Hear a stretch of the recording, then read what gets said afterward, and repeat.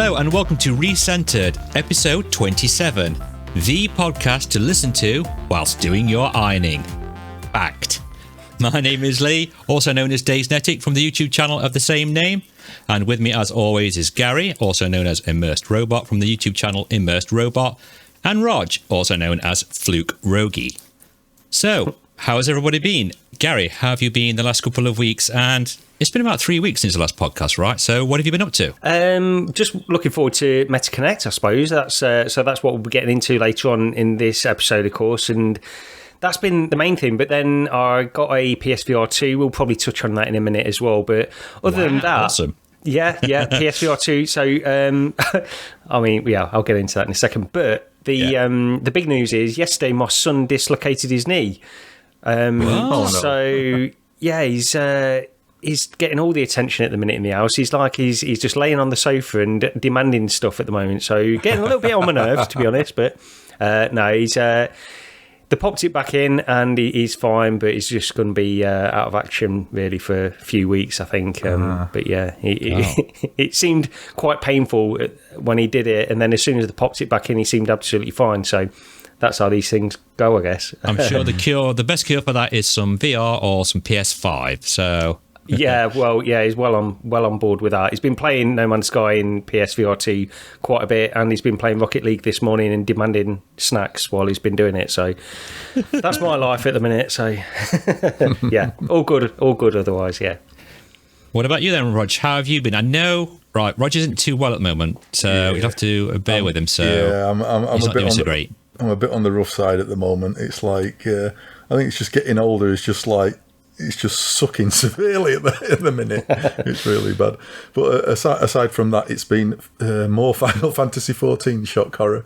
So the new patch drops next week. So I've been hammering the PvP and Praetorium to farm the Moogle tombstones before the new patch drops. So if you play it, you know what I'm on about. Yeah, that's like a foreign language to me. I don't know what you're talking about there. No, all I know about it is I always see it next to Roger's name on Discord that he's playing Final Fantasy. Yeah. Whenever I go on Discord to check messages, that's all I see. Yeah, it's shocking. It's like, I know in the first month I'd racked up over 6 days of solid playtime in a month. It's like my missus on Palia. Oh, I don't do this with games anymore. I haven't done this with any game in years. And it's really, FF14's really got to me for some reason. But you got your money's worth out of it anyway, it sounds like. Yeah, absolutely. And then some. Excellent. And for those that have been listening to the podcast before, will know that we all met up at the Retro Computer Museum last week. It was last week, right? Yep. Yes. It was last Saturday? My brain's terrible. I just want to give a quick thanks to Dr. Oculus, who actually picked Rog up and myself and drove us down there and dropped us back off as well. It was great to see him. So go check out Dr. Oculus VR on YouTube and Twitch and give him some love on there. He is one of the best guys in VR and a really genuinely nice bloke. Yeah. And we played some GoldenEye together, and I've never played that before. So, yeah, that was kind of cool. No, yeah, that will massively appreciated, Dr. Oculus. I wouldn't recommend any other taxi service above and beyond. No, definitely not. The best Uber going. So, yeah, we went up with the Retro Computer Museum. I think first of all, we actually went to Garris, and Dr. Oculus had a quick go on the crystal, right? That's it, yeah. So I thought since you were coming around anyway to drop off the PSVR2 for me to try. A try. Yeah, exactly, initially. And I thought, yeah, why not? While you're here, I'm sure he wants to try the crystal, so he went in there briefly as well, yeah. And yeah, I think Dr. Oculus was quite impressed with the crystal. And Gary, you put him in the now default game of trying with that was the air car, right? Yeah, the thing is, anybody that comes around that wants to try the crystal, and I've had quite a few people around actually that have tried it, and air car is just a very easy one to put them in, although it can sort of be like, some people get motion sickness and stuff like that. It's just one that with my system, which is limited, it's a 3080, with a crystal, there's not too much. I mean, there's a lot of older stuff that you can get running at 90 frames per second native, but for a lot of the stuff that people will be picking up the crystal for, like Microsoft Flight Simulator, it's less impressive simply because my system can't run it at the native resolution and 90 frames per second. So Aircar, it just looks fantastic in the Crystal. Elite Dangerous does as well, to be honest. I mean, I went back in that recently, and having played some other headsets recently, and like the PS VR2, for example, which in certain situations looks great, going back into the Crystal in Elite Dangerous, it does sort of blow me away all over again, the resolution of that headset. So yeah, Aircar's sort of a staple just to show off what it can do, but you know, if the people want to try different stuff in there as well, then they're welcome to. It's just that it's sometimes difficult to get it running well.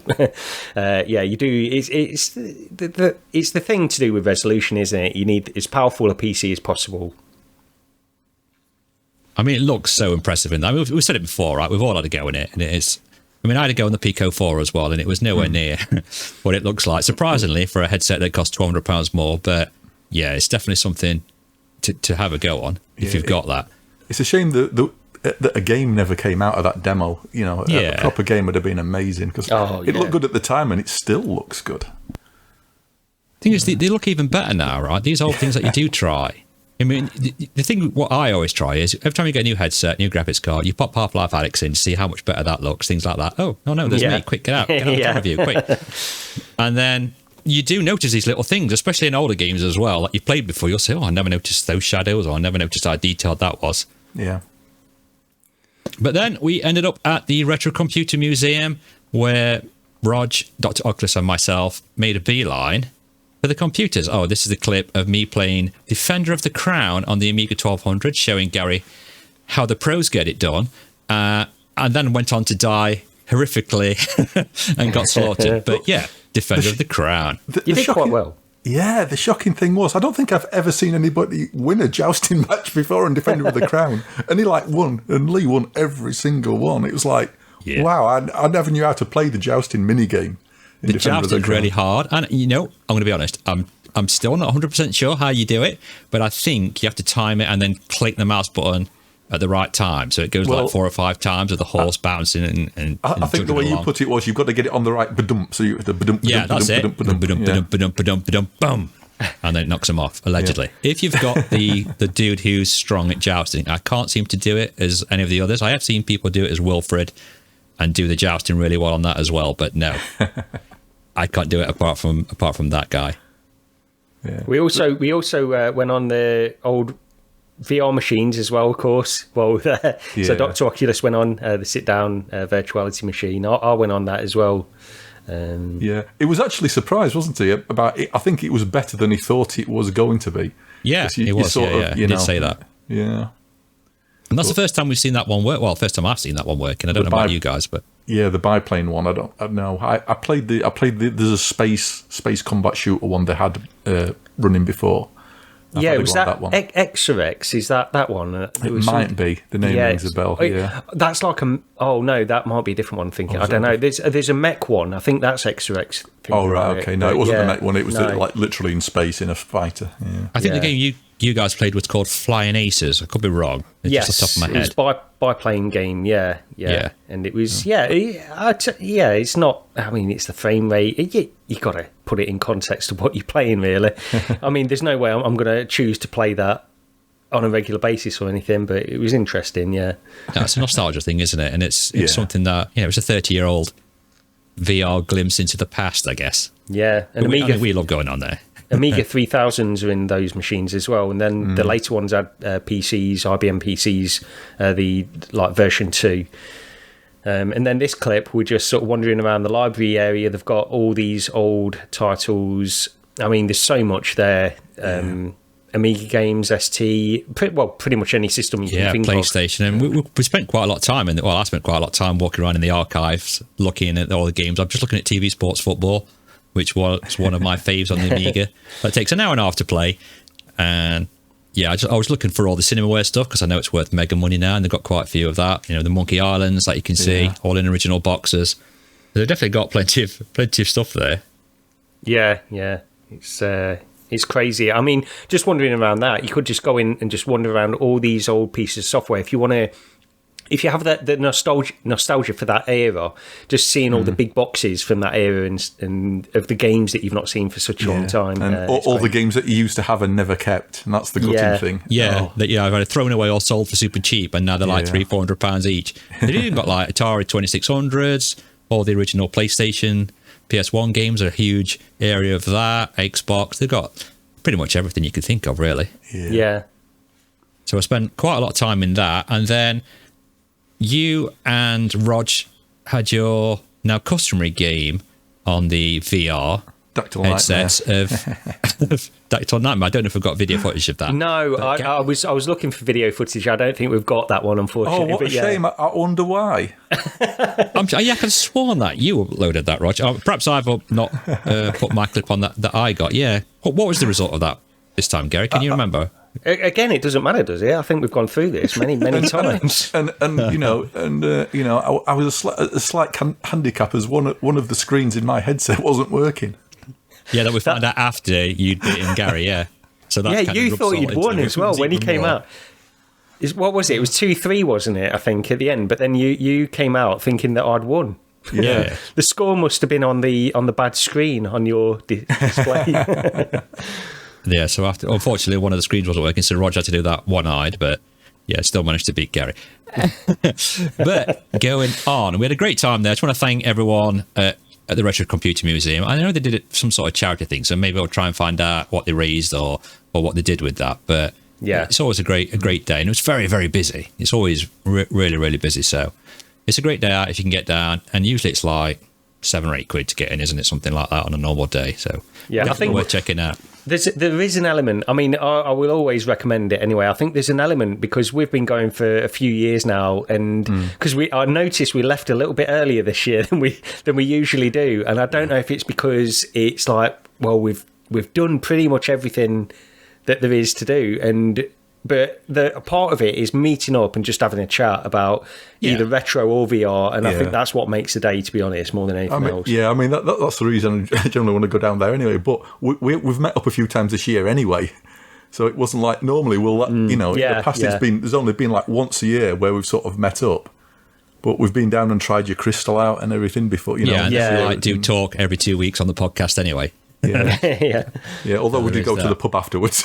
we had a quick pint sneakily. Pub, but if Mrs. Stays is listening, I didn't go. Moving on swiftly. Gary has a PSVR2. Tell us how you came about to owning one of those, please, Gary. Well, it was down to you, wasn't it, Lee?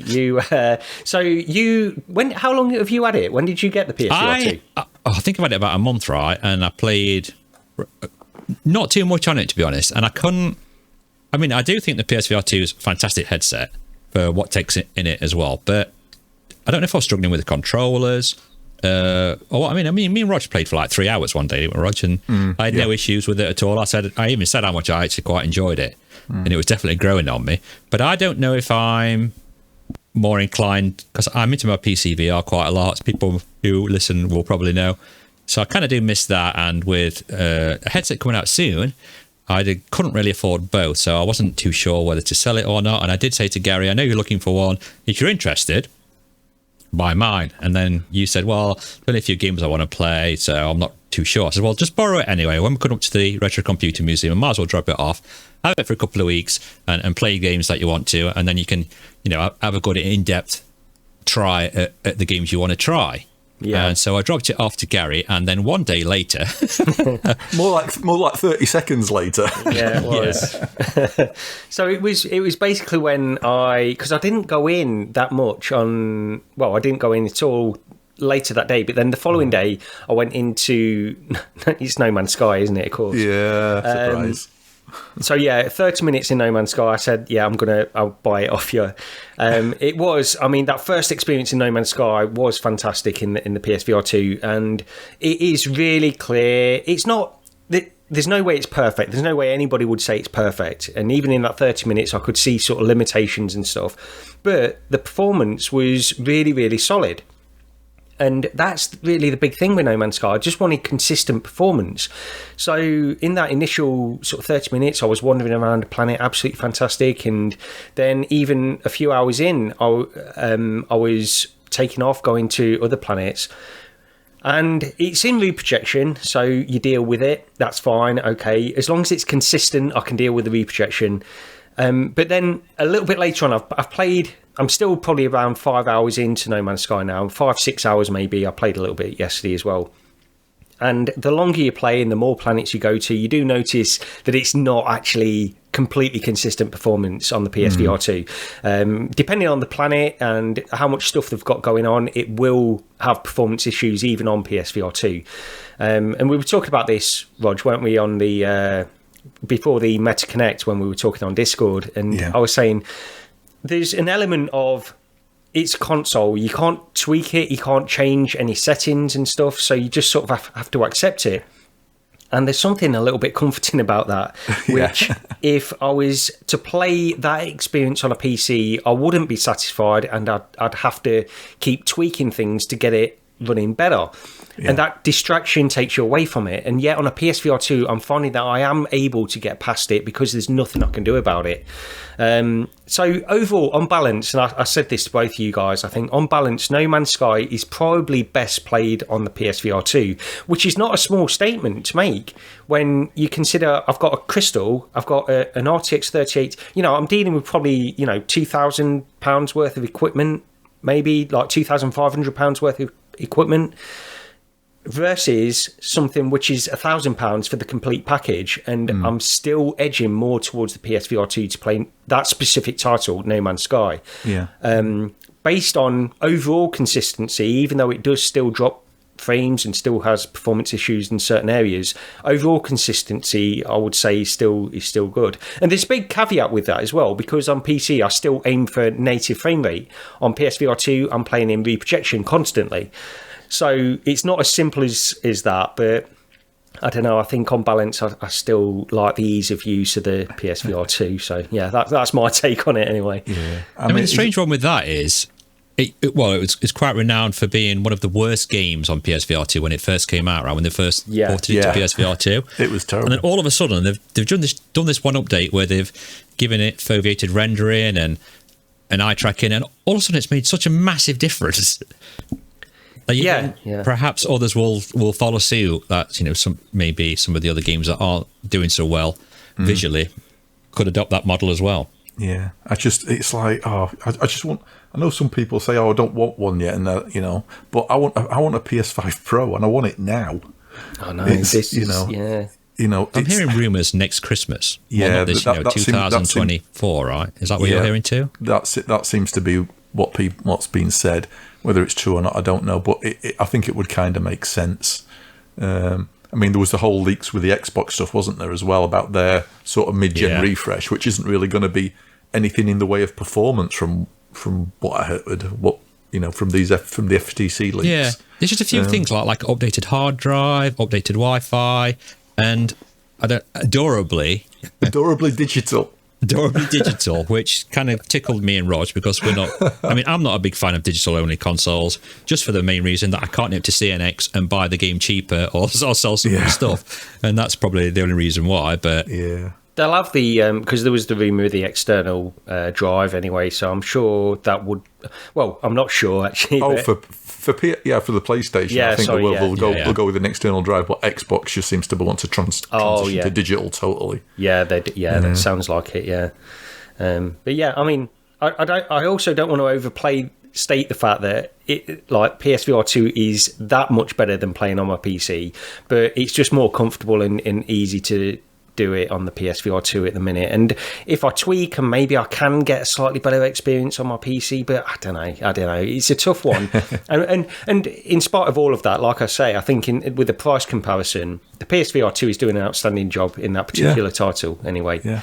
And also, the only other one I've played is Red Matter 2. What do you think compared to the PC one? So, yeah, I mean, it looks fantastic on PSVR 2. No doubt at all. It's an incredible experience on that. And initially I was thinking, because I've played through that game once, and I always thought I'd like to go in and try it. There is no way I'm going to play through it again. But now the thought has crossed my mind, maybe I will, because it is that good. It really is. And in comparison to the PC version, playing on the Crystal, It looks clearer on the Crystal. It does, going directly from the two headsets. I can still see that there is a resolution bump. It's mainly like on the edges of certain things that you notice a slight bit of aliasing, or like you can notice some pixels on the PSVR2 still. But you would expect that. It's a higher display in the Crystal. But either way, I think it's still incredibly sharp, and it performs at 120 frames per second as well. So no complaints from that either. Yeah, I mean, what you're getting on the PlayStation compared to what there is on the Crystal for your money, it's it's shockingly close. It is, yes, it absolutely is. And the only other thing that I'll finish, because they're the only two games I've played so far. I will play Synapse.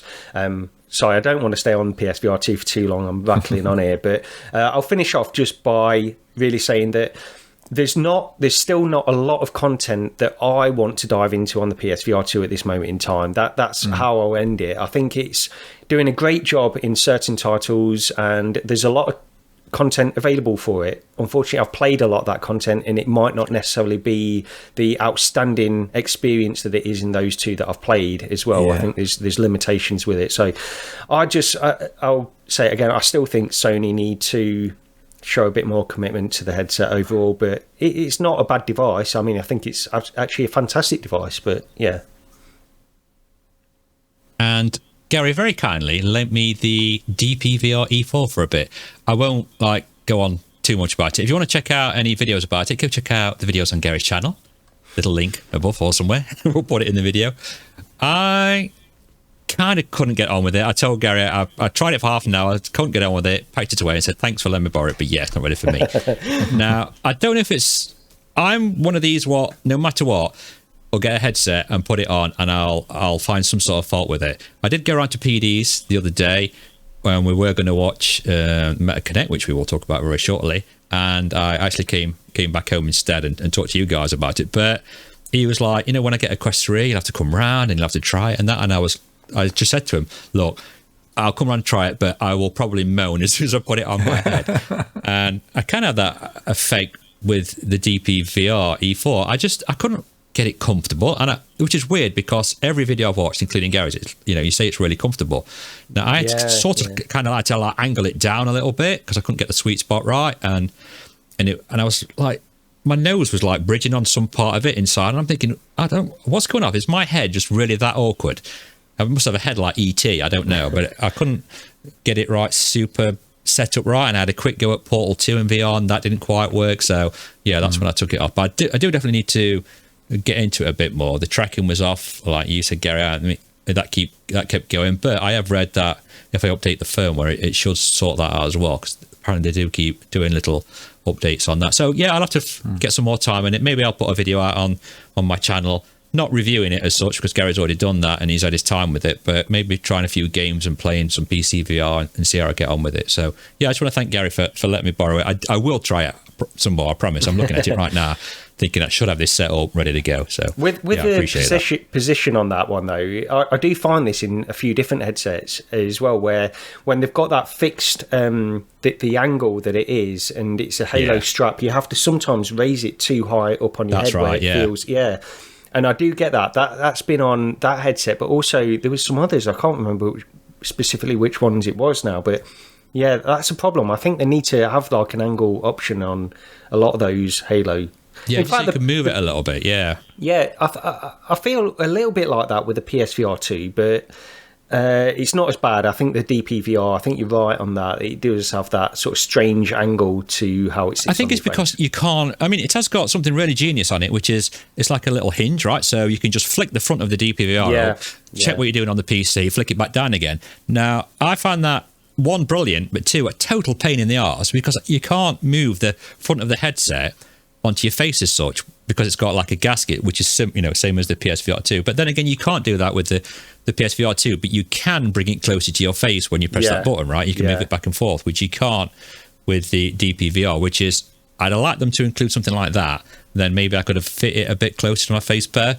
But I definitely need some more time with it, and I will persevere and give it a go. It's not a bad piece of kit by any means. It is pretty good, but like we said before, it's unfortunately it's a bit too late. Yeah, definitely. So we're going to move on to topic of the show, which is surprisingly MetaConnect from this week. Quest 3. The one we've all been waiting for. The Quest 3. Well, you say we've all been waiting for it. There were quite a few leaks leading up to it, like in the few hours leading up to it, where there were a lot of detailed pictures, specifications. So it wasn't really so much as a surprise of what there was. But yeah, MetaConnect, interesting, kind of. What do you guys think, Gary? I think the show itself was a bit of a disappointment, to be honest, because the amount of time that they spent on stuff that I was interested in, I don't know about you guys, but yeah, the Quest 3 at the beginning was interesting. But they didn't spend, like Zuckerberg didn't spend a lot of time on that compared to the AI section, which might be interesting to a lot of people, but to me, definitely not me. No, it didn't do a lot for me. And I understand, like it's got potential to do stuff a lot better than what he was showing, but the stuff he was showing was just like complete. I mean, boring to me. There was nothing there at all. In spite of the potential that it's got. Then they went on to the Ray-Ban stories. I've got no interest in the Ray-Ban stories either, honestly, in their current iteration at least. I think when they've got more stuff with like heads-up notifications or something like that, that's in the sort of the part where I might have a little bit of interest, but even then there's not a lot. So yeah, I mean, I was a bit disappointed with that, but the Quest 3 to me looks fantastic. And I'm not going to knock Meta, whether it's coming from Meta or somebody else. I think this is going to be a fantastic piece of hardware. There's no doubt in my mind it is. And I'm interested to try it. We can get into that a little bit more, I suppose, as we go on. I mean, weirdly, I've seen a lot of people on Twitter saying, I've got a Quest 2. There's not really enough there for me to upgrade to a Quest 3. And I'm thinking, well, okay, but if anyone's watching this now on YouTube, you'll see some of the things there. The mixed reality for one, the better pancake lenses. I'm confused as to why people wouldn't want to upgrade to it. There's that much more things this one can do. Yeah, there is. I think the price is a big one. I think that's the thing. Also, if you've got no interest in the mixed reality, which they've not proved it, this is the thing, they've not proved the mixed reality is of huge value at this moment in time. So I think looking at it from the outside, I can certainly see that. But to me, this is like a no-brainer for me. Yeah. Quest 2 to Quest 3, I'm definitely I'm interested in this. Yeah, did you see Carmack's tweet the other day? I did, yeah, and that was an interesting take on it. I don't agree, but just basically saying he doesn't think there's much value in it at the moment as it stands to shift mixed more. Reality, yeah. Which is strange because that's what Boz is going with. I think his first line is to do with mixed reality, before they even mention anything else about the Quest. So they're definitely going for that side. Well, I here's the thing. I don't believe that this is... Mixed reality this is not where I want it to be. And I don't...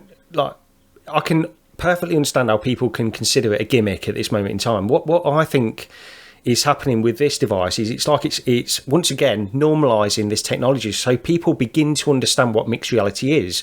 So eventually when it gets down to smaller form factors, eventually hopefully glasses, then they will already know what it can do and what it's capable of.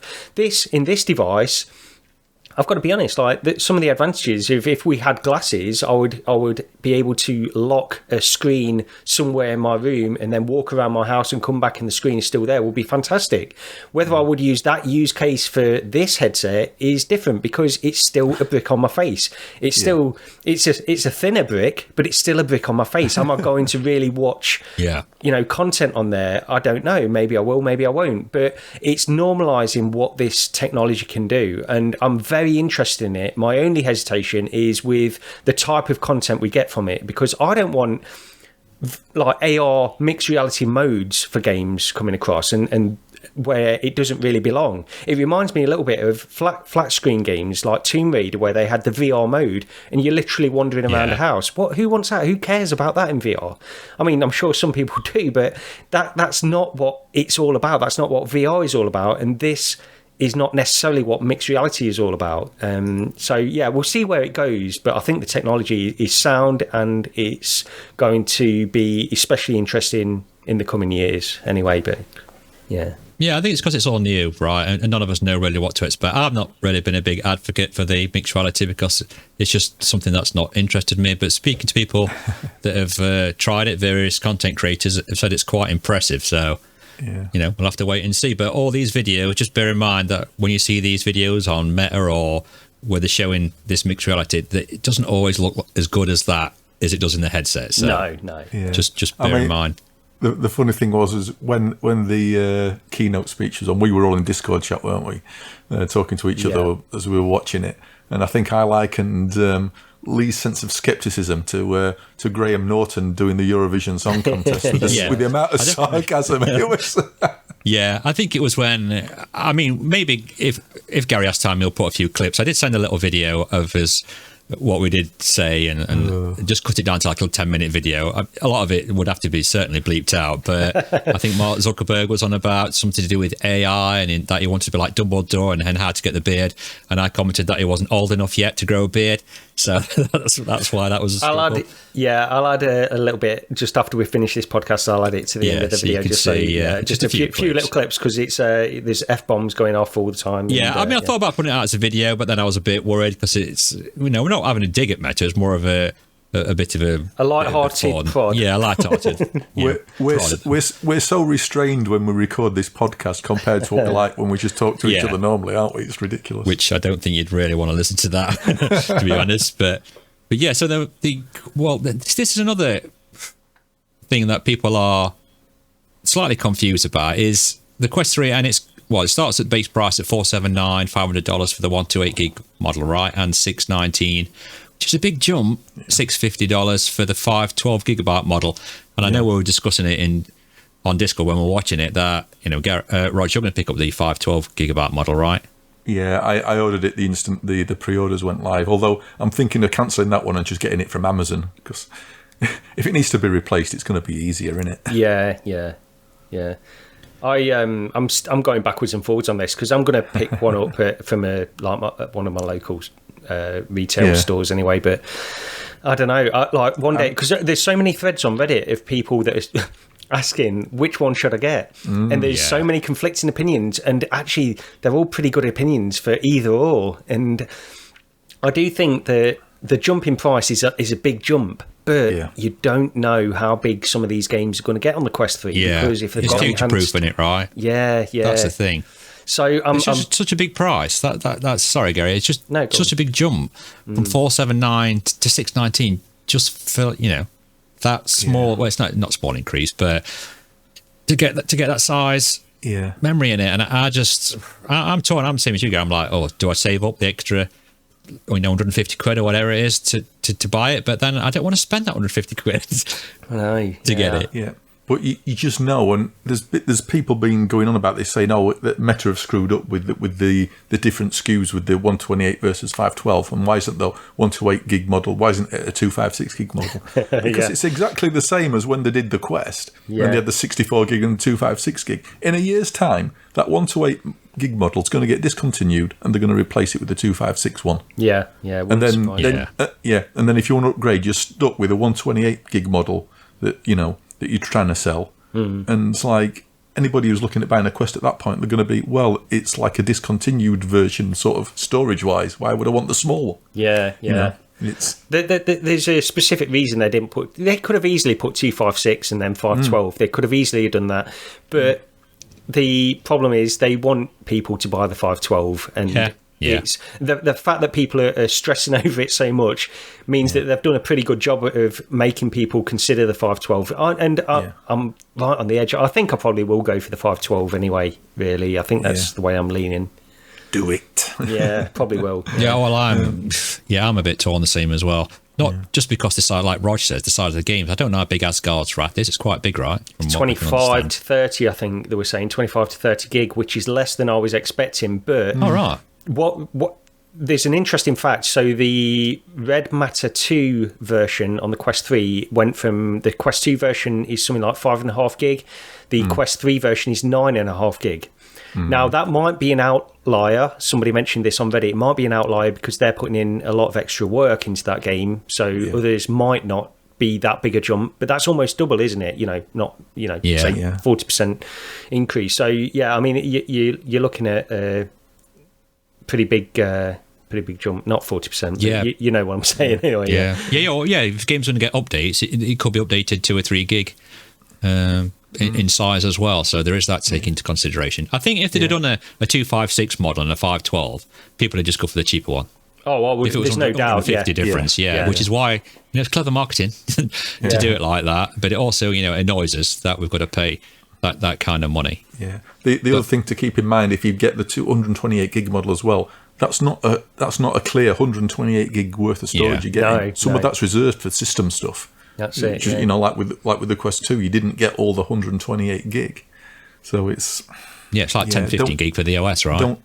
Don't end up with sort of a regretting it a few months down the line. It's just I think this is the thing though. I think they've got the balance exactly right to make people think I do want that 512, but it's a lot of money. That is the difference. It is like you said, Roger. It's when you bought it, it's like it's painful, but it's sort of the one that you should go for, really, if you can afford it.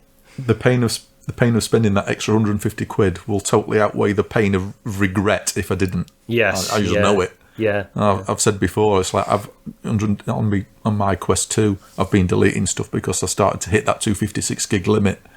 I mean, I don't mind deleting stuff and just having a few games on there at a time. But even then, I do think, because I use it, my kids use it, and they want different games on there than I want. So I don't want to be doing it all the time. So we're talking Quest 2 stuff as well. Never mind, like you say, the size of games, what, they might go to once you start getting like Quest 3 enhancements, like with Red Matter 2, because like the textures there have gone from 1K up to 4K textures, haven't they, on that update they've done.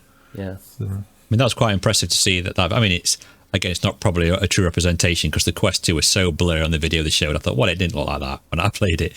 No. But the difference that they do show with the Quest 3 is pretty good. Yeah. I mean, it was a soft image in the headset, but it was still a good image. If you played the PC version, if you streamed the PC version to the Quest 2, you could instantly see how much sharper it was because you could super sample the hell out of it. Yeah, and it looked fantastic. With the sorry, go on. No, I was just saying, but the Quest 2 version by itself was still an amazing achievement. It really was, but the interesting thing with the hands-on impressions of the Quest 3 with Red Matter 2 as well, they had that thing where you could switch between the two. I would love them to keep that in there, just so me too. you can see it. Just so you can give an idea what it was like. And I spoke to PD about it, and he said it's as good, if not better, than what the PS VR2 version is now. Which is bonkers. I mean, that is bonkers, isn't it? If it can get that. Yeah. I mean, the only way the way it'll fall down there is on the black levels. Yes, you just know, it's not gonna be able to match you. That's the only thing what's worrying me with this, because I know how. I mean, I went from the original Quest, which was I can't even remember having any issues with anything, which is strange. I probably did do at the time, but the black levels on that with it being OLEDs were fantastic. And to go to the Quest 2, I immediately put it on and thought there was something wrong with the Quest 2 because it's just grey. And that's the only thing what I'm worried about is with the Quest 3. And you can see some of these images now with the dynamic shadows. Will it be really dark and black, or will it be just dark grey? But saying that, the Pico 4 was really impressive, and I never really had issues when I played this on the Pico 4. The blacks were black. So maybe these last few years they've improved the screen slightly. And it is dual screens as well. I'll just pop onto that because we actually thought it was going to be a single screen. I think this was really surprising because I think we all thought, people are just getting it wrong. Yeah, I did. I was thinking, and there's a few reasons for that, but I was very surprised that this was dual screens. I was questioning stuff when I probably shouldn't have questioned it in the end. But hands up, I was wrong. It is dual screen, But we all took some convincing. Several people spoke to it and said, it's dual screens. I was like, well, is it? So I'll check somewhere else. But 8 gig of RAM, the pancake lenses, the dual LCD screens with continuous IPD adjustment between 58mm and 70mm. Thank you, Meta. Because the IPD settings on the Quest 2 suck. So fingers crossed I might get a clear image. Saying that, pancake lenses, you're going to get a clear image anyway. Yeah. No matter where you put them. even if you fall outside that range, I've seen a couple of comments now from people who've tried it who've said you can shift that thing about on your face and you not lose the sweet spot anyway. Yeah. So, you're effectively, even if you're outside that, even if you're more than sort of 70 mil, you might still be okay. I think Meta said like a range from like 53 to 74 or something. You'd be good at 70, That's something right, like that as well. Yeah, they were saying because of that, there is no real sweet spot necessarily. Yeah, you got play wiggle room in there as well. Yeah. For people who've not tried pancake lenses, when I keep going on about it, saying you'll never go back, once you've gone pancake, you don't go back. You won't. It's that good an experience. And I'm really looking forward to these. Did they say they were updated lenses from the Quest Pro or something along those lines? Yeah, they're updated, whatever version. I mean, I read that as, well, we've managed to make them cheaper.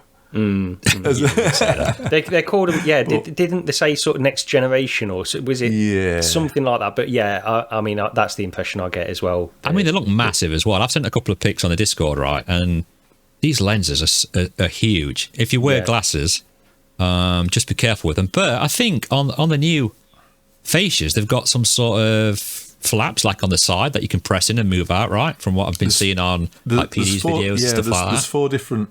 It's like little buttons on this inside of the facial interface, so you can set it to one of 4 different positions. So instead of using you used to get that like insert thing, didn't you? What you put between the headset and the facial interface. That's gone away now, and you can just sort of like move the actual interface sort of in and out in 4 different steps if you wear glasses. So yeah, that seems to be a good thing, I suppose. Although again, I'll be wanting some lens inserts. It's like, oh no, it's even more cost. Oh, no doubt that they'll be bringing those out. I mean, we've already seen, all the accessories like Bobo and that are already bringing out kits. And I just want to give Bobo a quick shout. We're not sponsored by Bobo. We're not sponsored by anybody. But if you'd like to sponsor us, please drop us. But we'll show kit, whatever. Right? Anything, drinks, whatever. But they're bringing out a kit where you can update the M2 to fit for the new Quest 3. Now, I asked if, will this be like M2 Pro as well with the battery pack? And they went, it'll all fit. And I've seen a quick video on how to do it. And it's pretty straightforward. You pop the sides off with a screwdriver and just fit these new attachments on. So for them to offer that, hats off to them for doing that. So you're not going to go out and spend a huge amount of money. I mean, we don't know what prices they are yet, but I'm guessing they won't be too expensive. I think you had a kit, right, Gary, for the old one, and it was like 10, 15 quid. That's it, yeah. It was just the M2 to M1 conversion kit that they released. So, yeah, that's about 14 quid, something like that, I think it was. Yeah, so hats off to them. But just go quickly over the specs. A resolution of 2064 by 2208 per eye, which give just over 4.5 megapixels per eye, or to put it another way, 1 million pixels per eye more than Quest 2. I didn't read that off the doc. So you should see... It should be a lot clearer than what the Quest 2 is. I'm really looking forward to trying PDs. I don't think I'll be able to get one at launch. I mean, I'm working on it. I'm trying to get one at launch because I've got massive FOMO already just looking at these clips what we're watching on YouTube. So fingers crossed I can get one. But they also announced a variety of overpriced accessories. It says here. Good grief! The prices. There's some knuckle style straps to go over it, which is like, I mean, Kiwi or whoever have knocked these things out for ages, haven't they? For the Quest 2, and they want 40 quid for them. This is like bits of fabric, bits of cloth. They're like 30 centimeters worth of cloth or Velcro strap, and I was going to mention that as well, Rog. So quid. It's like, you've got to be kidding me. The only thing I thought, hang on a minute, was the prescription lenses, because they've actually got them listed on there. And I can remember because they use Zenny to do their prescription lenses, and when they first did this for the Quest 2, you only used to be able to get them in the States, and obviously it's changed. I don't know when, but they've got them listed in the UK for the Quest 3, and they're like 50 quid. And I sort of think, well, if you look at all the other places, you're talking 50 quid probably minimum, up to anywhere. So like with the Rel Optics ones, you're into 3 figures for them. Right. So I might go with the Zenny ones this time, just for the sheer sake of the official ones. Yeah, they do really good camera lenses as well, if it's the same people I'm thinking of. So, yeah, I mean, I don't know. The official charging dock, which I thought it's like $129, or I can't remember what price it is over here, but I thought that's not good. Why? Why would you want to just put that down instead of just plugging it into the wall for free? But then there were some discrepancies about the controllers. But apparently, I mean, you told me this, Gary. It comes with like rechargeable batteries that actually do charge from that dock as well. Well, Rog, I think you mentioned that, didn't you? Because I wasn't sure if it was, how it worked, it's in. Apparently, the controllers are induction charged, which is a bit bizarre considering the headset requires like connecting pins, but the controllers don't. But, we've got no word on how long these controllers last, do we? That's the only. I mean, that's another thing that I'm really interested in finding out. Unfortunately, we don't know yet how long they're going to last. I mean, the Quest 2 lasts like 2-3 years, which I've said before. So I can't see it being any lower than the Quest 2. To be honest, depends how much it's taken out of the how much it's actually taking power wise, what the draw is for the sensors and things like that on it. Because unlike the Pro, it's not got cameras on board to run it, so it's not having to cope with that. I mean, it's got they've got the new haptic, is it True Touch haptics? What the Quest Pro controllers have got, that's in there. Yeah. So whether that's a draw. But I still think they're going to be, I think we're still going to be decent. They do look tiny as well. I mean, I presume they're the same sort of size as the Pro controllers. They look similar, very, very similar when I've seen them next to each other. Yeah. So we'll have to wait and see on that one. But going on, there is hand tracking. This is for Rog. That has been 75% improvement in perceived latency for fast hand movements due to the work done with AI. Yeah, this is an interesting one because I absolutely detest aside from using it for brief sort of scrolling through the menus on the front end of the OS, it's the hand tracking is nowhere near good enough on Quest 2 for gaming. It's atrocious, in my opinion. Yeah, not for gaming. Yeah, but it does say up to 75% improvement in latency for fast hand movements. Yeah. So I don't know whether slower hand movements aren't quite as improved, but I suppose it's using some sort of prediction in it for positioning and whatever, maybe. But it also uses the depth sensor as well, doesn't it? For hand tracking as well. So I would think that it help. Yeah. Just while we're on the hand tracking, actually, it's been confirmed that on launch they won't have any occlusion for the hand tracking on mixed reality mode, which is annoying. So any digital stuff that is in your actual environment, your hands won't occlude that. So you can have stuff that is across the other side of the room. If you put your hand in front of it, your hand will still go behind the digital object, whatever it is, which is that's going to ruin it to me. I mean, that's one of the worst things that came out of this. And they did say they are going to add that in later on this year. So hopefully that. But why have they added that in already? That makes no sense whatsoever. It's like these devs bringing games out, multiplayer games out, and not having voice chat in. But and saying, we'll bring it out in a patch, don't worry about that. I mean, I supposed to chat to each other for one way of playing it. But it's bizarre. It's like you're going to have all of this mixed reality content where you're going to be using hand tracking as well, and it's just not going to look right. It's not going to behave right. It's not going to feel natural at all. So I was, big disappointment for me, that aspect of it, because the Lynx R1 has got hand occlusion. And the Apple Vision Pro, of course, $3,500, fair enough. That's got it as well. But you would expect that to be sort of a big priority. If they're pushing mixed reality on this headset, I would think that would be one of the main priorities. You've got to get it looking right. Yeah, they've got to get that sorted pretty quick, and surely. Although saying the Lynx R1 has got this ability, it's pointless unless they've actually shipped one to you yet. Yeah, exactly. Yeah. I've still not got mine, and there's been more problems with it as well. Just quickly on tangent. Artful, I've been speaking to Artful about it, and he's supposed to be getting his soon, but they've had some problems with some of the shipments, so they said we can ship some out to you and then replace them later on, or you can just wait. So I think the consensus is that people are just going to wait for. I'm getting tired of talking about it. I mean, when they said they were shipping them a bit back, I thought, you're not long before you're getting it. But then it's been that long. I'm thinking, they're sending it by carrier pigeon. But if they're having all these problems, then that kind of makes sense. But I mean, I can understand, like, people want to get the finished product. They want to get one that's working and doesn't have any problems at all. It was some small problems with it, but you don't want a faulty unit. You want the finished product. So I can understand that, and a delay would probably be preferable than. This all comes out at a time when the Quest 3 is coming out, and my only concern is the Lynx R1 needed to ship before the Quest 3, and it's not going to, and that's, it's just disappointing. But on we go with. It's also got. I've got micro gestures down here. It's been introduced to do things like swipes and taps. Yeah, sounds very small gesture movements that were shown off with the Apple Vision Pro. Yeah, that could be quite interesting. Yeah, it sounds very much like the Apple Vision Pro, where you don't have to make much of a movement in order for it to pick up small gestures, so you can sort of like relax your hand and for if you're just swiping around stuff or selecting things. That'll be that would be better to see.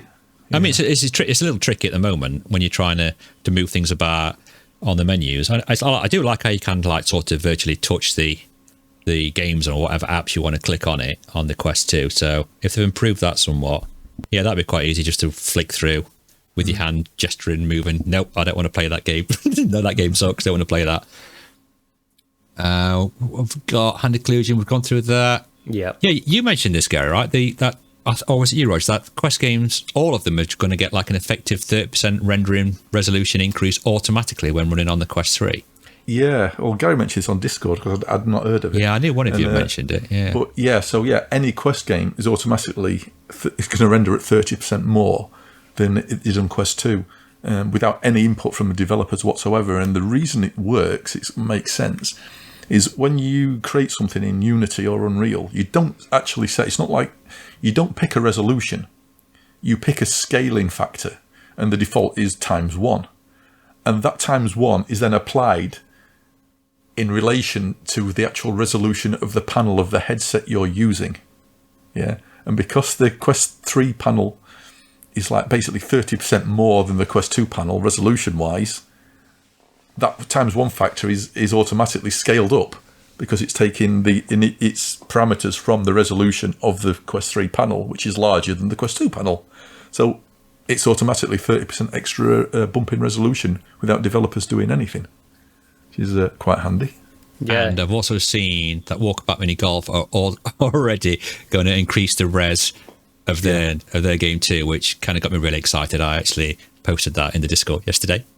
I think it's going to look great, and I think just having that as it's immediately going to add something to the device, even if devs haven't done anything to update the game. So that's a great feature. I like that idea. We're talking about games. We should move on to the game section, which we've got Asgard's Wrath, which will be released on the 15th of December. Yeah. Before we do that, though, there was something I want to mention on there, because you've done a me and skipped over one of them. What bit have I missed? Yeah, the inside-out upper body tracking. Yeah. Which, that seemed to come out of nowhere.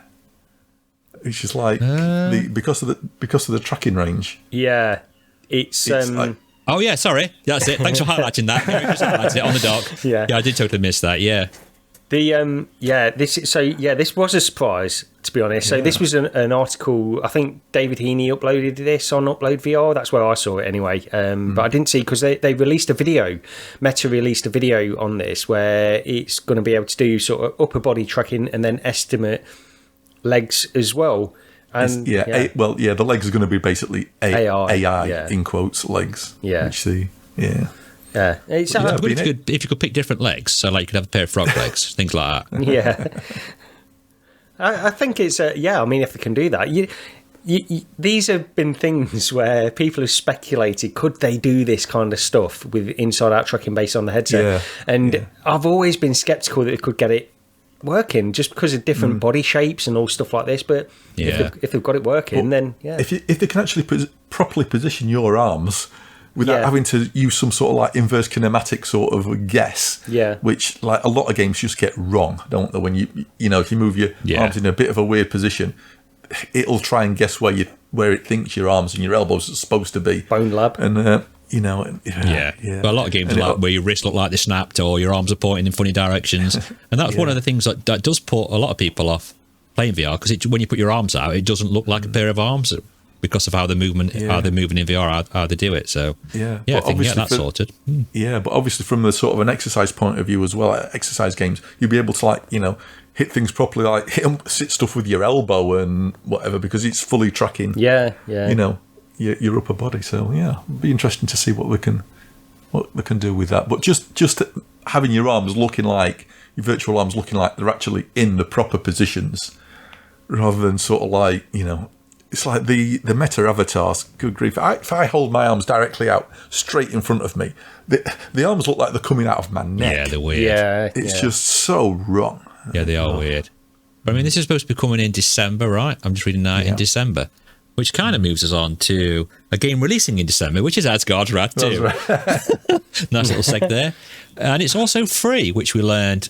If you buy a Quest 3 before January 27th, you will get that game free. Well, that's the 128 gig or the 512 gig model as well. So, yeah, kind of cool that we're going to be getting that for free if you've purchased a Quest 3. Yeah, so I mean, you're going to buy it anyway. So yeah, if you already pre-ordered it, and go and get it cancelled if you're picking up a Quest 3. Yeah, it's a good deal. I mean, I'm pleased they're doing that kind of stuff. I think that's a great deal, really, when you consider the price. I mean, what price is it? Is it 40 quid? 45 quid, isn't it? 45 or 50? It's not cheap. Yeah. So, yeah, I think as well, if new people are coming in and they automatically get this massive sort of open world, is it? Open world. Yeah, well, it's the big main title that they're pushing for the Quest 3, isn't it? It's like a massive release, kind of release title, well, December, but yeah. So this will be great for it's not multiplayer. People. Oh yeah, they'll love it. I mean, it looks really good from the videos, right? And if it really is this big, as like you say, a kind of open world type thing, it looks really, really impressive. Yeah, I'm looking forward to it. I think see, we just don't get enough games of like real depth on the standalone platform. So if you got something 60 like hours, this, it's supposed to be like 60 hours long. Supposed to be, yeah. And apparently as well, because obviously it'll work on Quest 2 as well, but on Quest 3 and Pro, there's an additional mixed reality mode as well. So I imagine you'll be having portals again opening up in your room and whatever. But that's just an addition to what there is. This is the concern with the mixed reality. Is it just going to be this kind of stuff where we've got a mixed reality mode where it's a wave shooter for 10 minutes and that's it? Yeah. Interesting. It's going to be interesting to see how they incorporate that in and what they do actually do. But moving on, we've got Assassin's Creed Nexus. Now, I've heard mixed things about this. I've heard people say how fantastic it is and how much they enjoyed playing, the brief time they had on it, some of the creators. And I've heard other people say, it doesn't look that great. It's definitely been a mixed bag. It's, like you say, it's a spectrum of opinions on it, which is really, I don't know, a bit odd. I mean, I'm really looking forward to it. I'm looking forward to trying it out. From what I can tell, that's like quite a big world that you're in as well. Whether it's totally open world or what, I don't know. But from the videos I've seen, at the very least, it looks like there's open areas. Yeah. So you can take different routes to get out. It does seem pretty true to the Assassin's Creed games where they're running across rooftops and jumping about. So I can't remember. Whose comment it was, but somebody said when they played it, said if you're a fan of the Assassin's Creed games, you'll love the movement in this because they've properly nailed it. Yeah. So. Releasing. I mean, I was excited when you see the trailer for it. I was quite excited, but then, like you say, Lee, seeing and hearing the hands-on impressions of it, because they were saying like the resolution and stuff like that wasn't necessarily great and stuff, but at the same time, maybe they can improve it a little bit before it comes out. I don't know. When you look at what they're doing here as well, like the draw distance and stuff, it's pretty impressive. And if it is, it's quite a big area. Yeah, if it's like open world as well, or pseudo open world, like similar kind of thing, then I'm still really interested in it. If they can make a good game around that, again, game depth really, and it's kind of stuff that I'm looking for. But we'll have to wait and see. It looks quite impressive on the video, but then again, like I said before, they always look pretty good when they've been recorded. So. But yeah, I'm looking forward to 1080p always looks fine on the video. Yeah, that's right. In the headset, yeah. When you've got multiple people saying that the resolution wasn't great, you know that it wasn't great really. So yeah. Or that just maybe the Quest 3 made it look like that because the pancake lenses and the res is that good now. Yeah, well, PD say on his video that he was going directly from Red Matter 2 to that when he tried it, and that might have affected his opinion of it. So we'll see. But let's see. Red Matter 2 is just going to be a total showcase for visuals yet again, isn't it? Yeah, it sounds like it. Yeah. Well, they know how to do it right. That's the thing. Everything, and the amount of times they keep improving it. They improve it for the Pico, and then they improved it again for the Quest, didn't they? When they upscaled the Quest one again, and then now they're doing this as well. So And did they do the PC one not long back as well? Didn't they update that? Yeah, they've updated that as well. Yeah, they've updated the textures and stuff like that, I think. Yeah, so, yeah, I mean, it's weird, really. The devs of that, when Red Matter, the original one, came out, it was a great game, but I think they've really excelled in the stuff that they've done with that, with Red Matter 2, and going back and just refining it and making it better on every system it releases on. So, yeah, one of the best VR devs in terms of just really dialing in the performance and stuff, I think. Yeah. But Assassin's Creed is coming 16th of November. Yep. We'll have to hopefully get hold of that and let you guys know what we think. Fingers crossed. Another one coming out is Lego Bricktales, something that doesn't really interest me, but it is a puzzle building Lego game. And it appears to be a VR conversion of the existing, that's easy enough for me to say, flat game, releasing on 7th of December. Have you, any of you ever heard of this? Or No, but Bricktales, I mean, I can only assume it's like DuckTales, except you play as Scrooge McZuck. I think I've got this game. I've been saving that all week. I was wondering about that, Roger. Yeah, I'm sure she's got it on Xbox. Bricktales, Lego Bricktales, it rings a bell. Yeah, it is on Steam. I had a look. It is an existing game on Steam, but I'd never even heard of it before. No, I've not. But it looks pretty good. Like the mixed reality mode looks good. I think this would be a good little showcase for people that are interested in this kind of game. I think it'll work. Definitely will work well with mixed reality. Because from the sort of brief videos I had a look at on the flat version, you've got like the sort of like the Lego setup thing and what you're building, and the I think you sort of like try to solve problems or puzzles within that. That's something within that Lego set, what you're given. But the backgrounds were basically just plain. There was nothing outside that. So there wasn't any background. So I suppose it works quite well as put it on your living room floor and and play a Lego game. I think if anything, mixed reality is going to excel at things like this. The desktop overhead view, DMO type things is going to be really, really good for mixed reality if they can get it right. And well, we've yet to see what it's like, so I'm hoping it's going to be good. Something like that would kind of get me interested. Then we've got Stranger Things that is launching on 30th of November and includes a mixed reality gameplay where portals in your room open up into the upside down. Now, where I live, I'm surprised that's not happened here in real life. But yeah, that kind of looks cool. I've heard mixed things about that, saying it wasn't quite polished enough and the dev need to do a bit more work. But weren't they giving demos of this where it uses hand tracking? Yes, I believe PD wasn't it? It did open up some portals, and he said he was like grabbing some bats and squashing them with his hands and throwing them back through the portals. So it's an interesting one for Strange Things. I mean, this is weird how this is coming out. I think this would have done better to release when the next series comes out.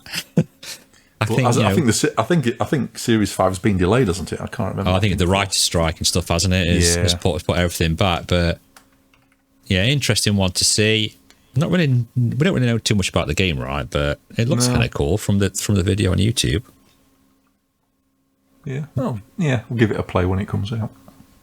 It's just a mixed reality thing. Like we say, how is that going to incorporate into games? If you just sort of hope it again, it's like an add-on, an extra option mode from the menu rather than it being like a. Do you think they'll do something like where they throw it, like Vecna picks you up and throws you out the game, and it throws you back into real life? Well, you actually play as Vecna, don't you? So yeah.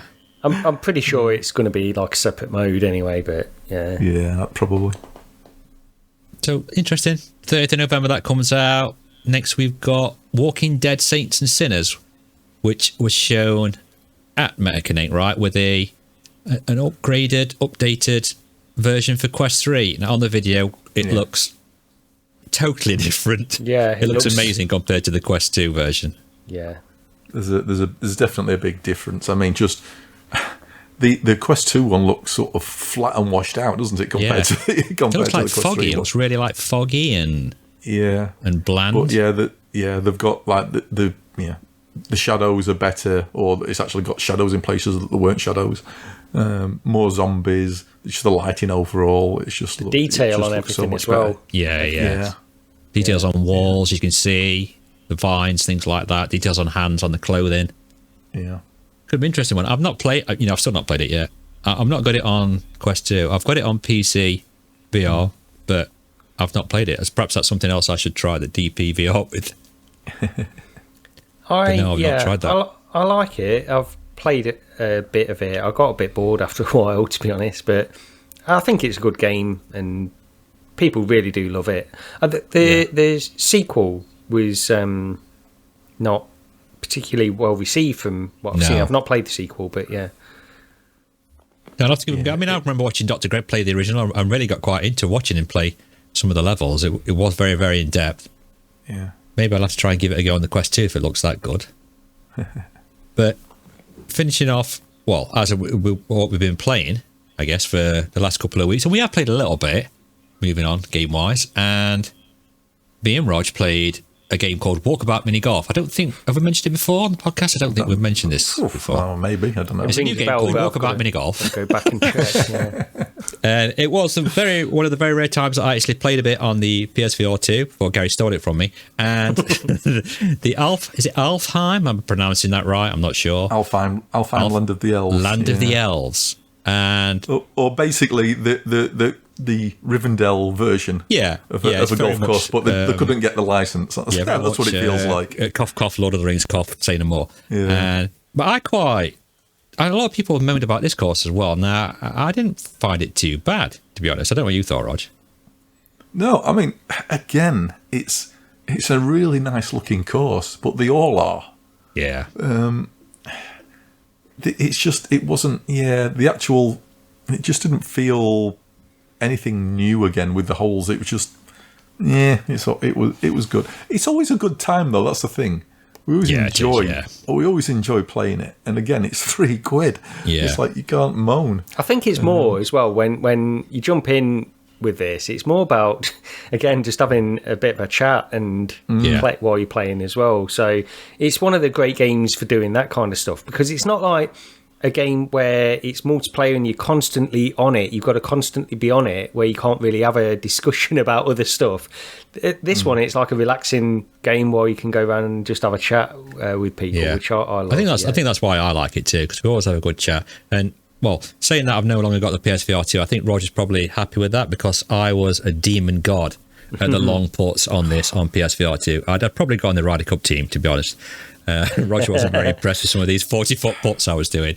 I seem to be able to. I seem to be able to do. I swear there was somebody else in that headset playing it. But yeah, it's a really pretty course. I mean, it's like £3, isn't it? And the music's quite good as well. I said to you, Roger, it'd be nice to sit in here and just chill. I'm sure. I mean, people go in here for meetings, don't they? We said this. People go and have board meetings while they're playing it, and it's just such a nice, chill game. And it's especially good for someone like me, because my accessibility wise sometimes is not so good, so I can't move so good sometimes. And I can always, getting around a walkabout mini golf without it causing me any problems whatsoever. I think this bit I'm on about the lighting as well on the video on YouTube. I'm showing Roger the light underneath the tree, how cool it looks on the PSVR 2. I do wonder, speak about what you were saying a little bit earlier about, it's another course and it's great, and this I wonder if eventually we're going to start to get a bit complacent about this, where a new course comes out and it's another course, it's good, and let's move on.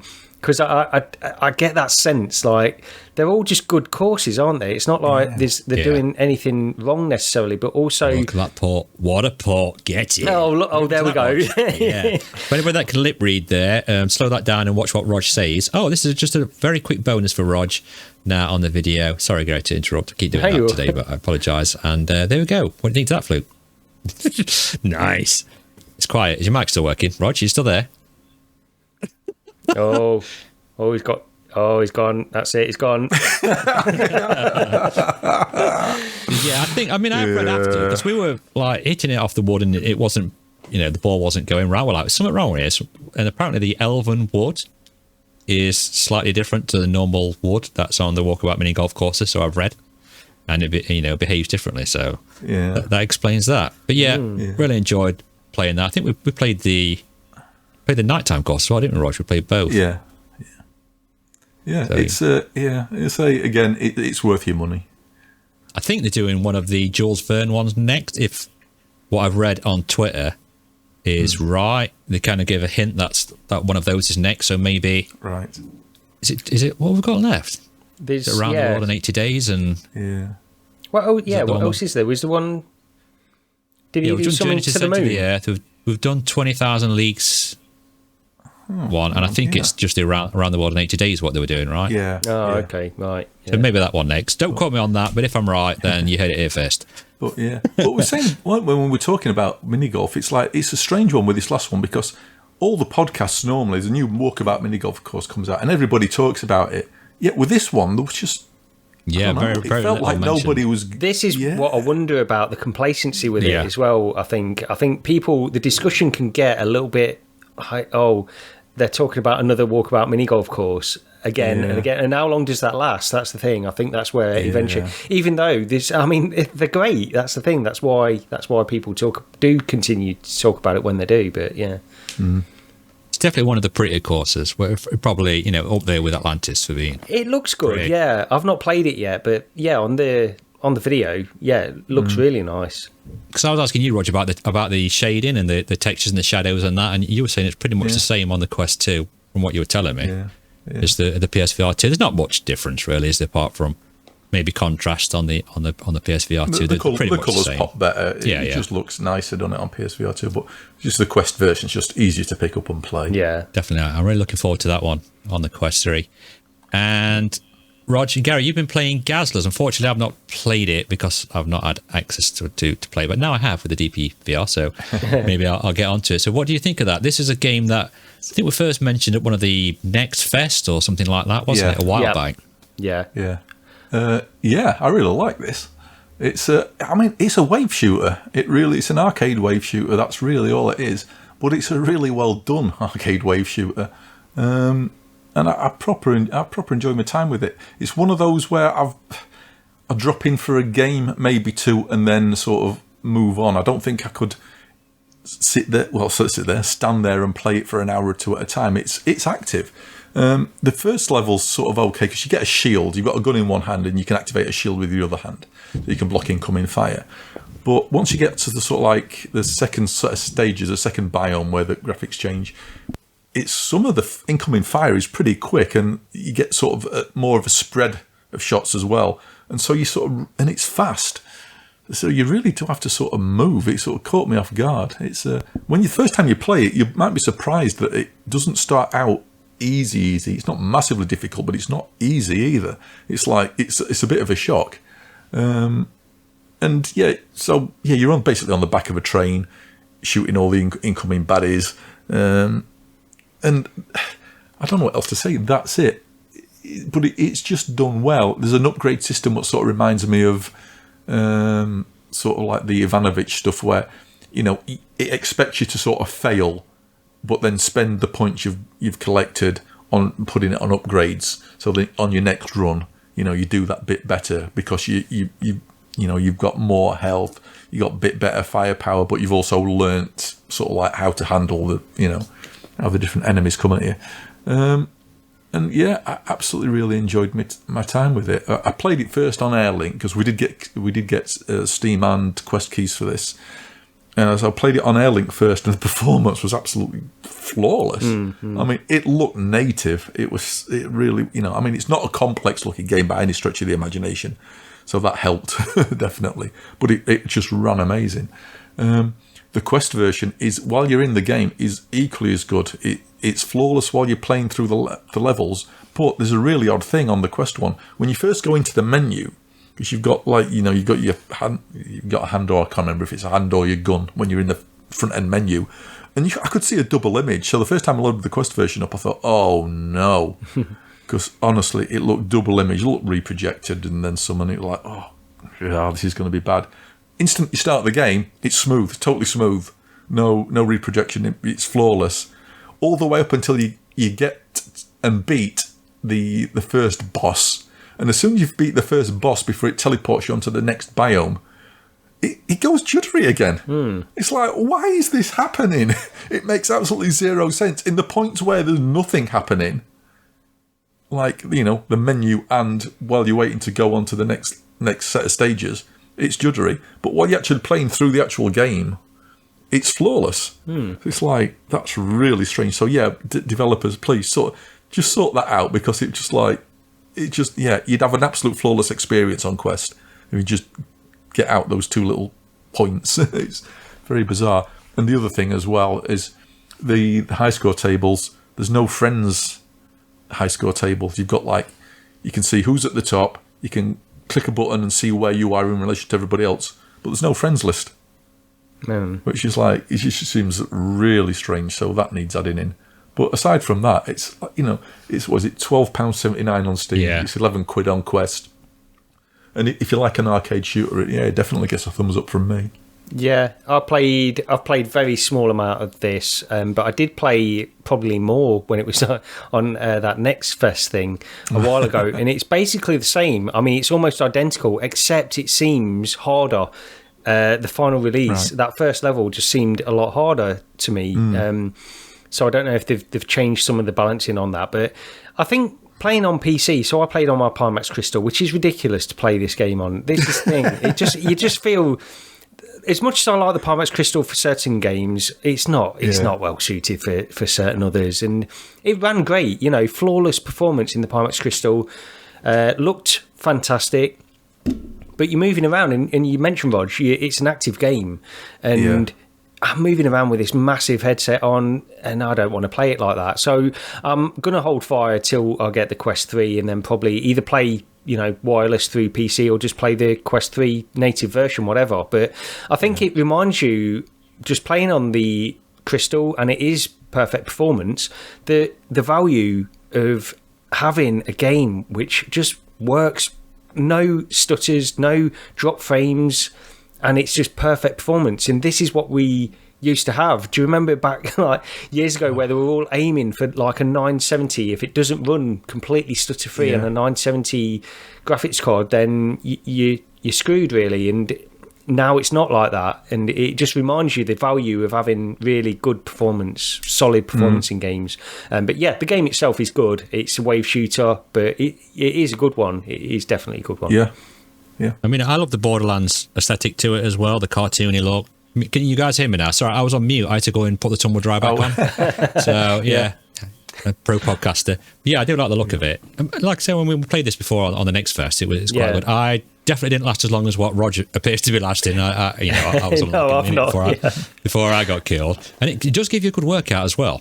Yeah, definitely does. Yeah, because you're dodging. This is the thing. It's a bit like some other games where, I know Space Pirate Trainer. I'll go back to it, but that one you're dodging and you're moving around. Compound, you're dodging and moving around, and this one it is workout. And just spending 10-15 minutes in the Crystal, I'm about dead to be honest. You work up a sweat with it. Yeah, definitely.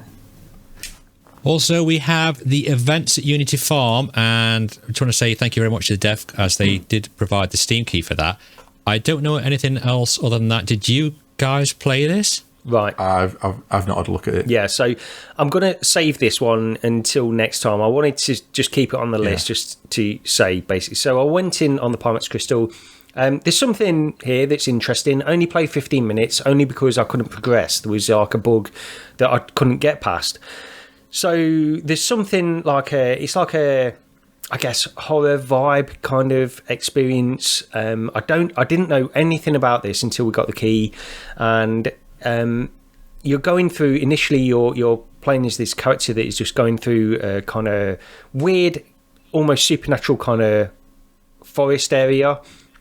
You've got it's almost like a Stranger Things vibe as well. You've got this kind of Stranger Things thing going on in the background, which is interesting, but I was just running into problems. So there were some performance problems. Again, I was playing, this is a PC title, and I was playing on the Pimax Crystal, so maybe I wasn't running at particularly high resolution anyway, but maybe I needed to tweak things a little bit further. But performance issues were definitely there with this game.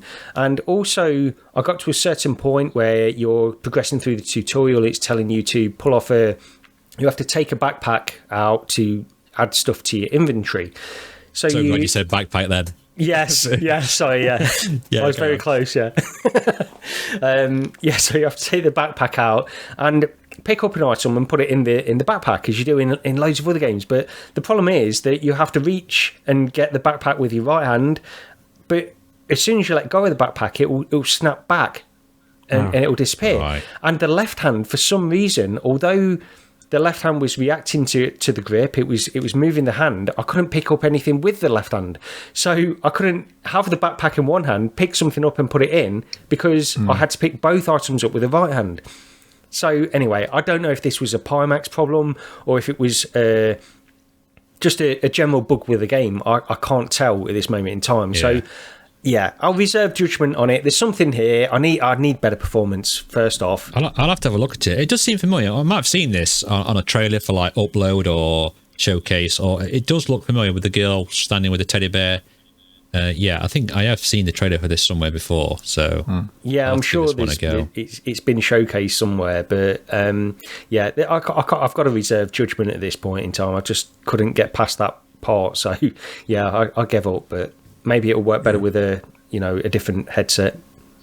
I'll give it a go. I'll give it a try and see what it's like on the DPVR and report back and see how I get on with it. But yeah, I think that's pretty much it. Apart from I mean, Gary's. Have you been playing apart from playing like Hogwarts Legacy and Roger playing Final Fantasy for the last 8 days? I mean, I've only played a bit of GoldenEye at the Retro Cups, and I played a bit of Mario Kart on the Nintendo 64. Yeah. There's been a couple of other things, isn't there? But we need more time with them. There's been Alvo, which we'll reserve judgment on because we had. Long story short, we had more trouble trying to get into a game. We had a terrible time. A lot of trouble time with it, but we need to go back into the full release because by all accounts, everybody loves that one. Giving it very Call of Duty vibes, aren't they? My initial thought was Pavlov and Contractors are way better, but again, not spent enough time with it to we had a few quirky issues which were quite funny, and did try to get some footage, but it's just mainly me and Rog. Yeah.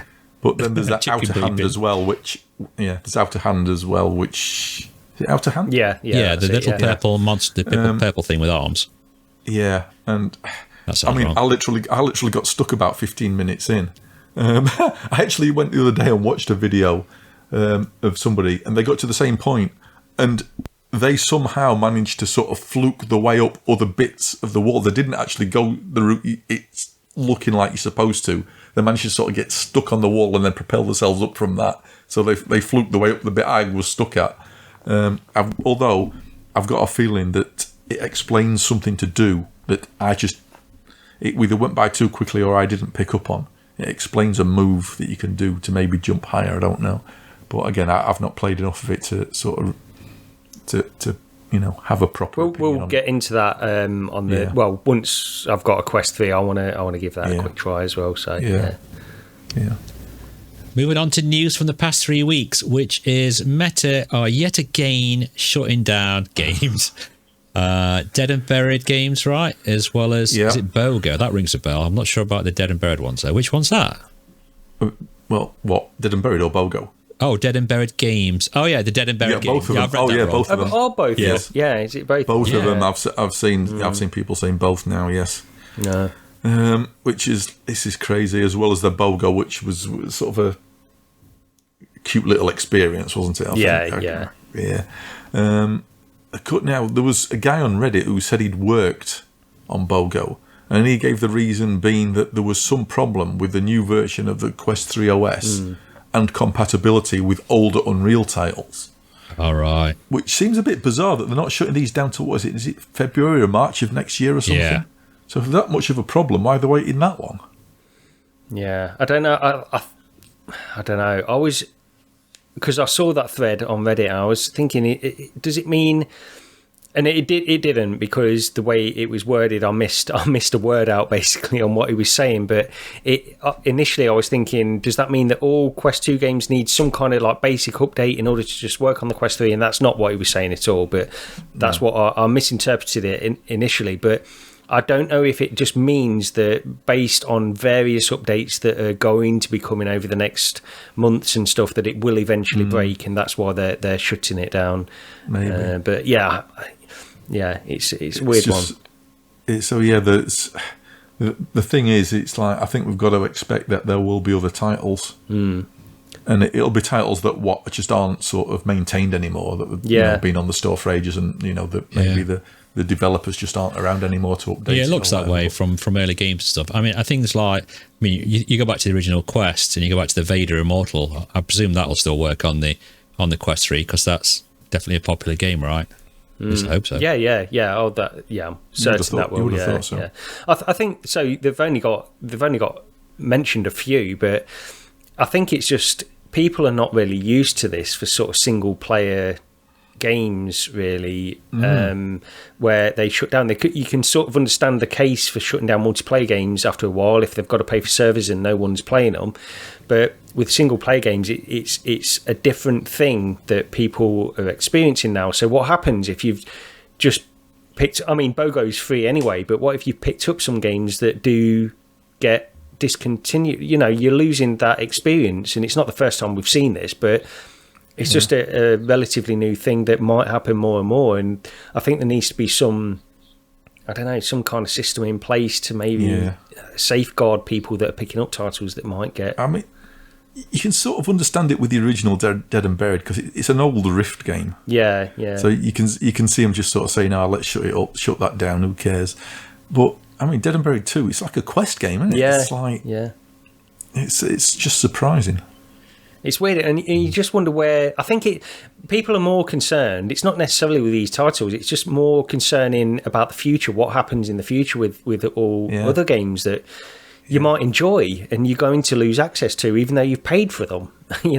This is not something we're generally used to, really. And it's a bit disconcerting when you think about it. Like one of my favourite games, like on Quest, Compound is a great game that I just like jumping into now and again. What happens if that all of a sudden it's not worth the dev maintaining it for future platforms and stuff, or even the same platform due to various updates? What happens then if I lose access to it? I've lost that money. I've lost a game which I thought I would own forever. It's gone. And it's a weird time, I think, and there's definitely needs to be some kind of system that needs to be in place to safeguard people.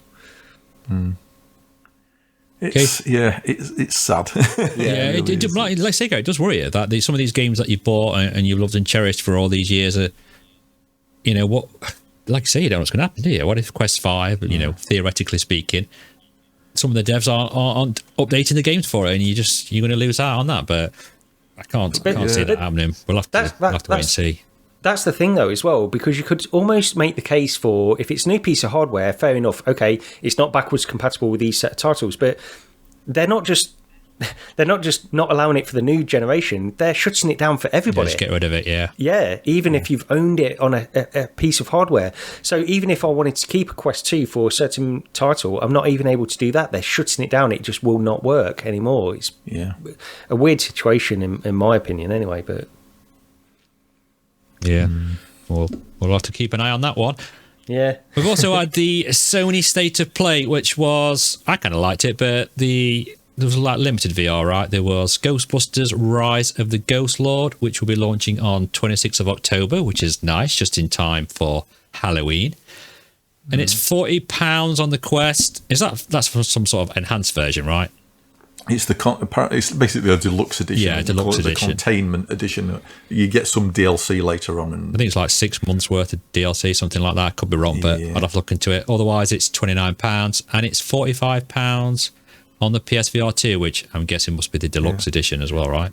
Yeah. Well, the thing is, unless it's changed so far, it's only the deluxe version that's available on the Quest store.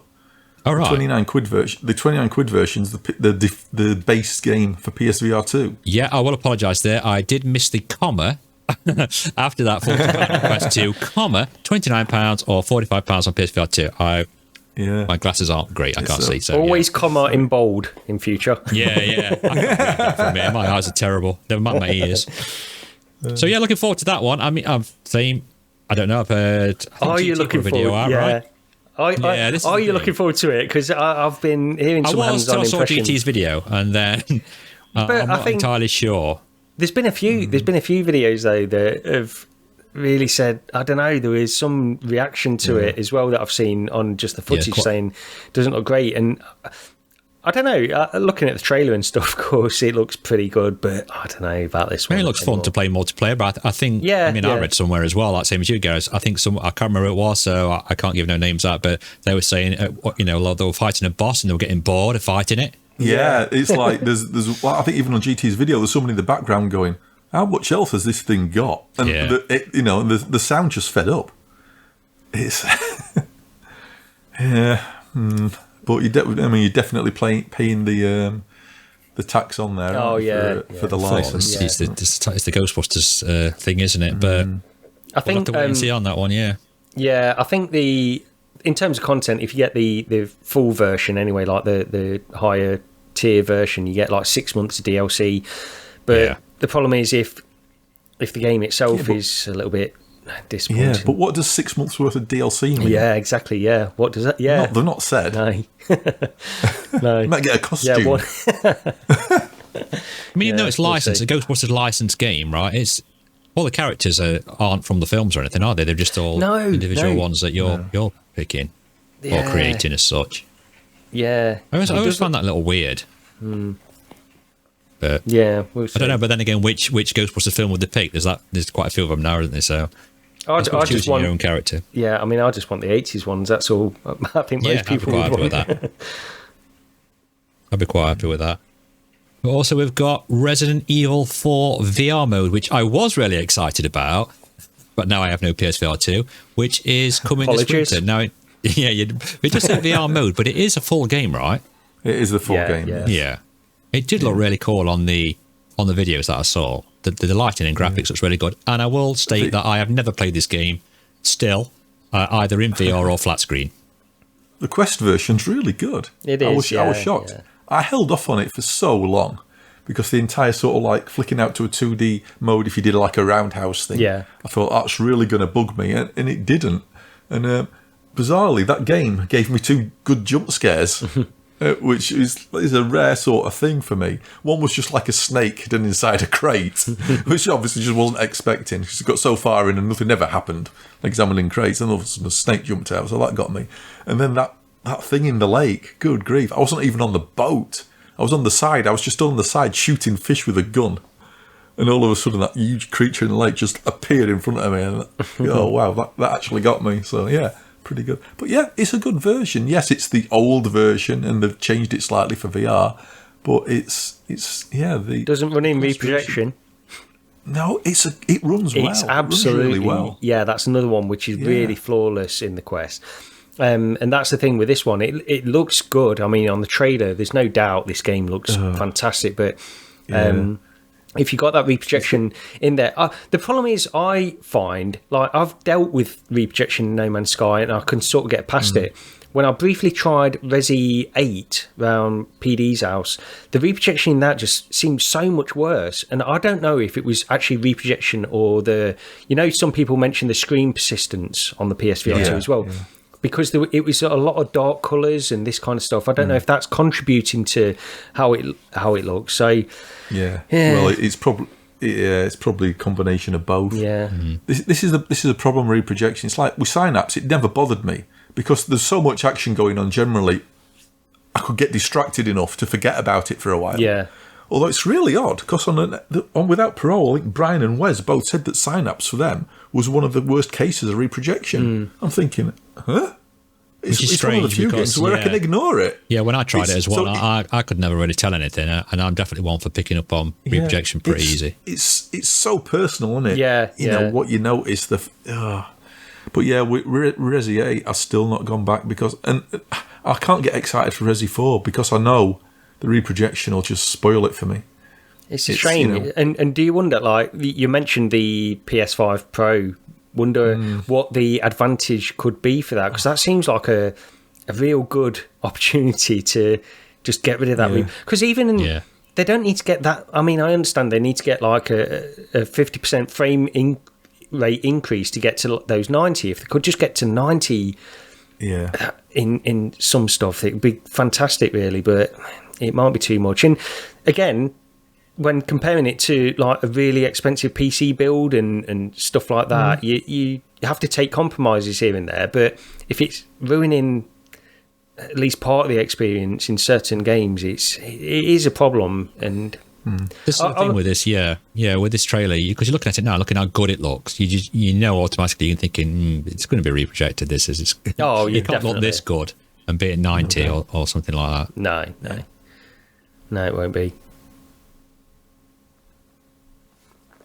Sorry, my daughter's just took her head around the door. Yes, I won't be long. Yeah. Okay. Yes, bye. Yes, I am still. I've got the headset on. Of course, I'm recording. Right. Yeah. I'm not even good about quitting that out.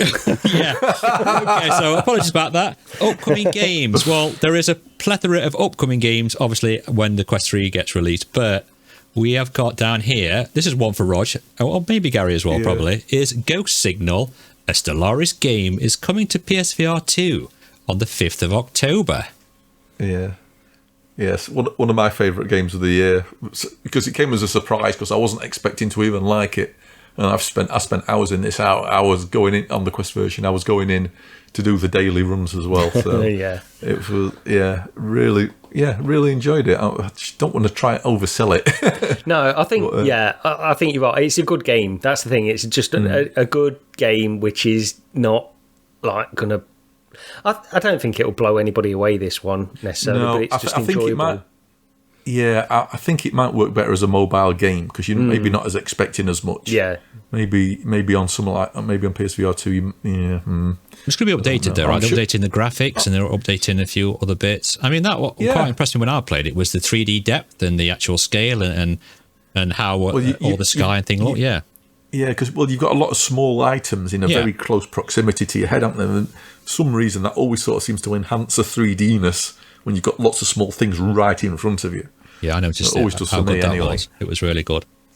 Yeah, but I don't think I'll be double dipping into it. No. I won't buy it again. But it is a good game. It's nice to see that they're porting it across. Well, I say porting, improving it as such, but then it might be improved as such on the Quest 3 with that little graphical bump. True.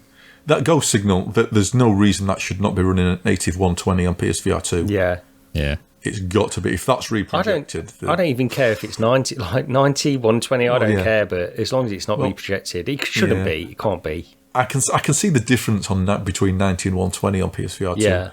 On 90, I can see the persistence. Okay. It doesn't bother me. Yeah. It doesn't bother me, but I can see it. Whereas 120, it's enough for me to get to the point where it's like, no, I don't. I just don't notice it. I mean, touching on that briefly, we mentioned Alvo earlier on. There was an option in that, right, Rog, which had a 90 or a 62 120 reprojected, which we were both amazed at, and hopefully more developers take this on board and try to accommodate this into their games. Yeah, although in all honesty, the only thing that actually, because it started out at 90 native, and then you could, if you want, you can switch it to 60 reprojected, but there didn't seem to be any reason to do that. It ran fine. The only thing it meant was you were now running in a reprojected mode. The upside is if you're recording video, if you like YouTube or whatever, being able to record at a native frame pace 60 FPS is good. Yeah.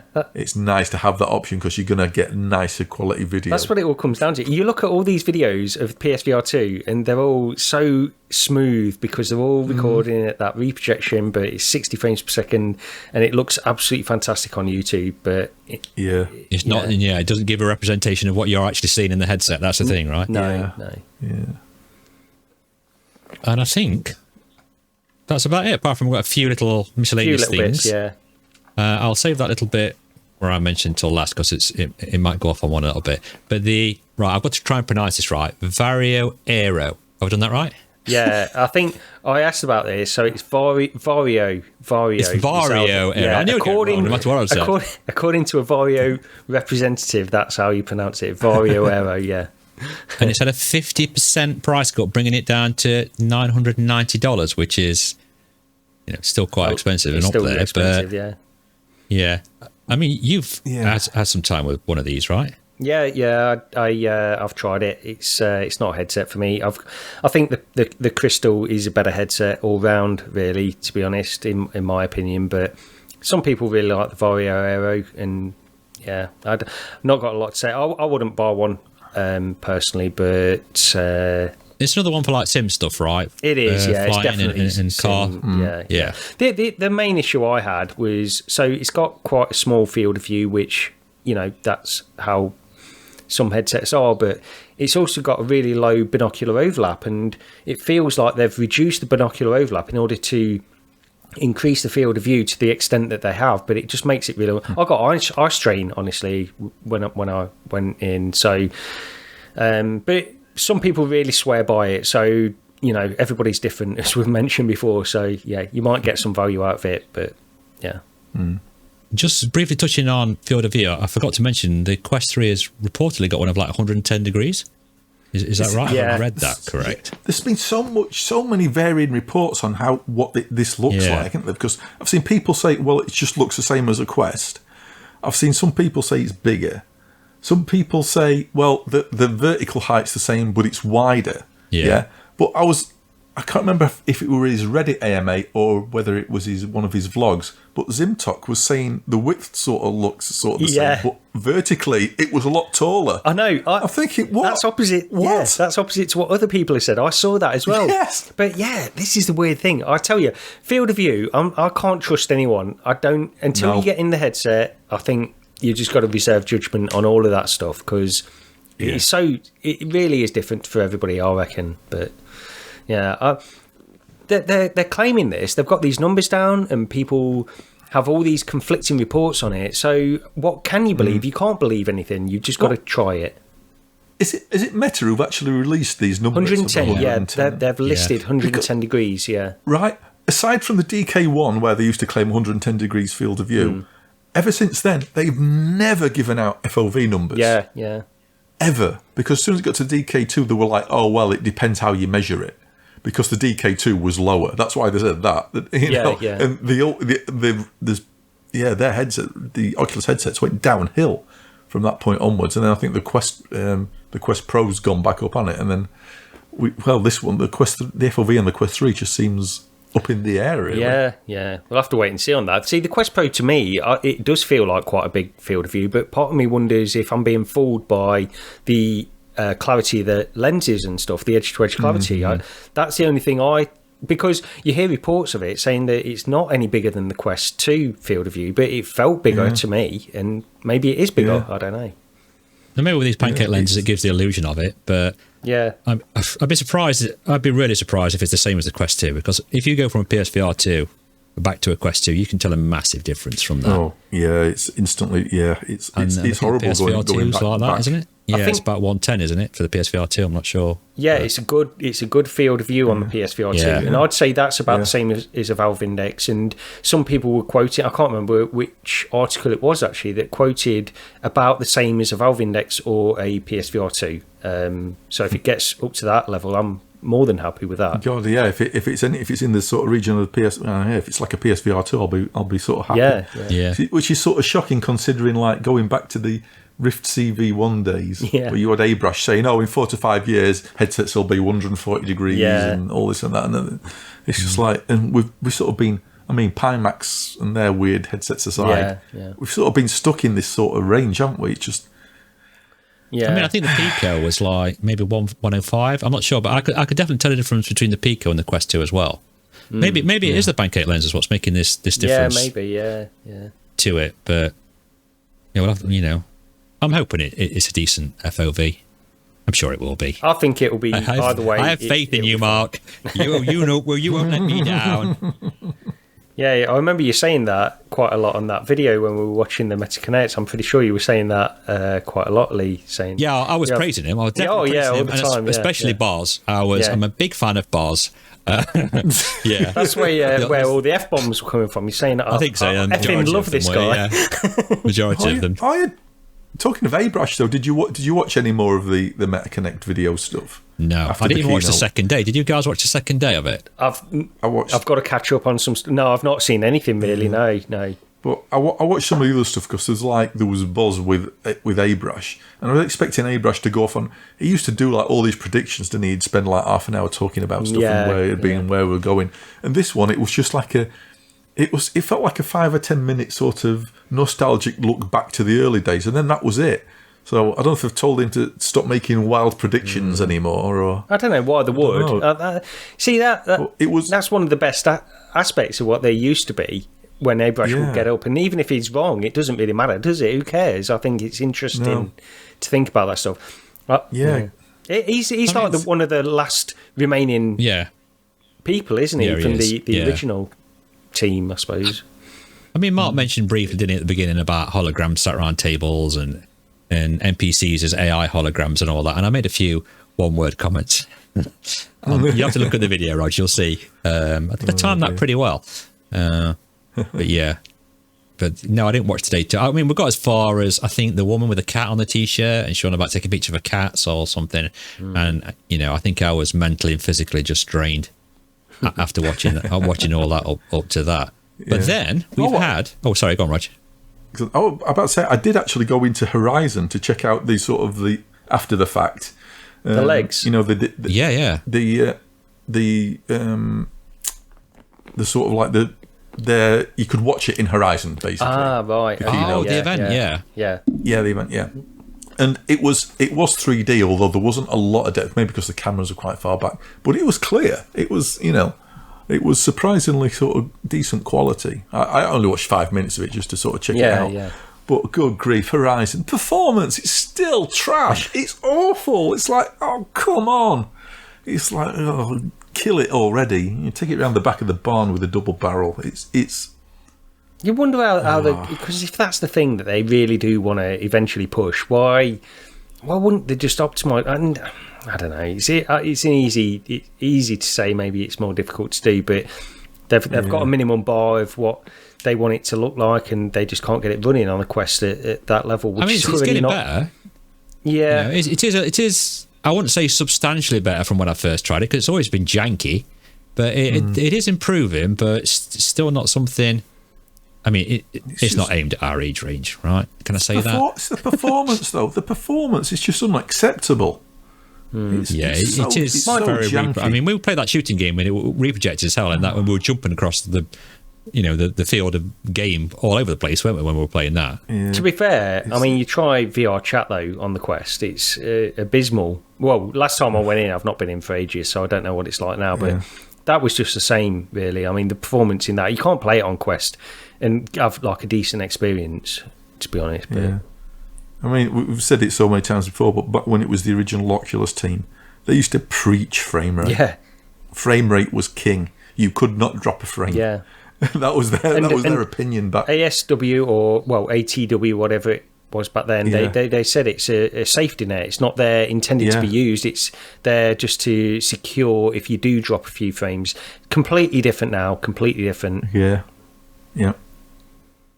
And then we've had. Well, I mean, take this with a pinch of salt. I'll mention it very briefly. Some Pico 5 leak specs that got touted on, I think it was Reddit, I believe, and then it's been all over Twitter. But Pico 5 made up story. Yeah, well, I mean, I've had it confirmed. I won't mention the person's name because I don't want to give him out. But someone who works very closely with Pico, and Pico's denied this and said, "Oh, it's not true." And originally, I thought, I quite like the specs, but bringing 3 models out, I'd be surprised if they bring 3 models out of the, near enough the same thing. That's, taking a leaf out of Pimax's book, and I'm pretty much sure they wouldn't do that. Plus the resolution of the Pico 5 Pro Max, allegedly, is ridiculous, and either get that running on a even an XR2 Gen 2 chip, I don't know. So take that with a pinch of salt, and we'll see what happens. But I am looking forward to the Pico 5. They usually tend to improve what's been released on the Quest, so we'll have to wait and see. Yeah, we'll wait and see on that. One of the things that was interesting when these specs came out, somebody on Twitter, and I don't know who it was or if this is true or based on sort of second-hand information or something, but they were saying, or it might be well known, I don't know, but they were saying that Meta have a 6-month exclusivity clause on the Qualcomm XR2 Gen 2 chip. That's why Pico 5 is not launching until the release dates which are on this. So I don't know if that's well known or if that's confirmed or anything. I just saw a tweet. If it does say April next year, I think it's April for all these. Yeah. That's it. Yeah. I mean, I'd love that. I'd love a Pico 5 Pro Max with the DisplayPort in as well. at those sorts of resolutions. But I don't think my PC would run it. Definitely wouldn't run it. How much is that Pico? I can't see it clearly on my screen, but I think it worked out around about, is it like £1,100, something like that? I think the Pro Max version. I think I can't see it either. The Pico 5 was like round about the Quest 3 price, and then the Pro was slightly more money. I think it's got like eye tracking and foveated rendering and stuff like that. I should have probably put the screen on my PC so I could see it, but there you go. Hashtag Pro Podcast Host I am. Since I sent you the picture in the first place, let's just put it up here. Let's have a look. Say, price. I think it's all in. It's in. Yeah, okay. So we've got the lower model, $500, and then domestic price around 4,000 RMB, and then the higher tier is 8,000. So you're looking at $1,000, aren't you? Yeah, right about that. Yeah. Well, it's another one of those where it would be nice if it was true, but I'm kind of being told by Pico, well, not me personally, but someone else who works very close has been told, don't believe none of it. None of it's true. So no, it wouldn't surprise me if it's not true, but let's hope it is, and we get that Pico 5 Pro Max, because I really want one of those now. Yeah, it'd be nice to get that DisplayPort just as an option, wouldn't it? Yeah, in one of these headsets. We can live and dream. That it just kind of sounded like a really good spec for a PC VR, but yeah, there we go. Very quickly, I wanted to touch briefly, because I know Roger's probably already passing out because he's not very well, but on the thoughts of MR, I had this thought earlier on today. I mean, I am on certain medication, so you have to bear with me on this one. That wouldn't it be great if you load up your Quest 3, for example, and then you'll click a button and it'll pop a holodeck door right in front of you, dematerialize everything else. So all you've got is that holodeck door in front of you. You can walk around the holodeck door and you can come to the front. And on the front display, you can click, I don't know, for example, to play your favorite VR game, Walkabout Mini Golf, and you'll click on that. And let's say you guys are already playing it in VR. So you've already got your headsets on in VR. You're already there waiting at the shack for me. Then you'll see the door materialize in your game and open. And I'll be stood there waving at you in real life with my headset on and talking. And as I walk through that door, then as I would in my living room, the door then dematerializes and I'm actually in the game, and my avatar appears with my beard and my Viking helmet and my green recentered hoodie on. Please buy merch in the description. And it would be like that. I thought that would be like a kind of cool way to get into a multiplayer game. So it's like a launcher, basically. It's like a it's like a launcher. Cool, I mean, it's not it's not an exact representation of the exact holodeck in like Star Trek Next Generation for copyright reasons. It's slightly different, but I had that idea today. That'd be kind of cool. Well, that leads into like a thought where everything you do get this impression where you just wonder, you remember we had these homes like Oculus Home and stuff like that where you go in and set everything up, and that could be used as like a launcher. So you pick up the game that you want to play, put it in the old retro console, and then you launch into it. I think there's so many different ways that you could really lean into that kind of thing to make it more immersive, make it more like you're not just clicking on an icon to launch a game and you're doing all of these different things. I think there's a lot of value in doing that. It's just where they put their resources in terms of creating something like that, I suppose. The problem is, like say, you could do in Oculus Home, you used to be able to do that on the PC where you put your cartridge in and you pick the VR goggles up. That's it. You put it to your face and it would launch that experience. How often did you do that? Never did it. How much friction, how much time did it add? Exactly. Apart from the first 2 or 3 times where you thought, oh, this is neat. And then it's just so much slower than just bringing it up on a menu and launching it. That's the problem. You got it is this balance of that'd be really, really cool, and yet, forget it. I just want to play a game. Yeah. Well, let us know in the comments. Is that a great idea by me, or is it fueled by intense medication? Let us know. But then you might get trapped in your headset by an evil Moriarty if you do that. Oh, yeah. Be careful. But it'd be cool to have something like that for experiences as well. I mean, you're on about like Star Trek to walk about. I mean, there are. I think there was a program where you could walk around on the Next Generation ship, and just open that holodeck and walk in and then walk around in VR and. Was it Stage 9 or something? Yeah, that was it. It got shut down. Yeah, it did. Yeah, unfortunately, but really good as well. Yeah, it's a great idea, I think.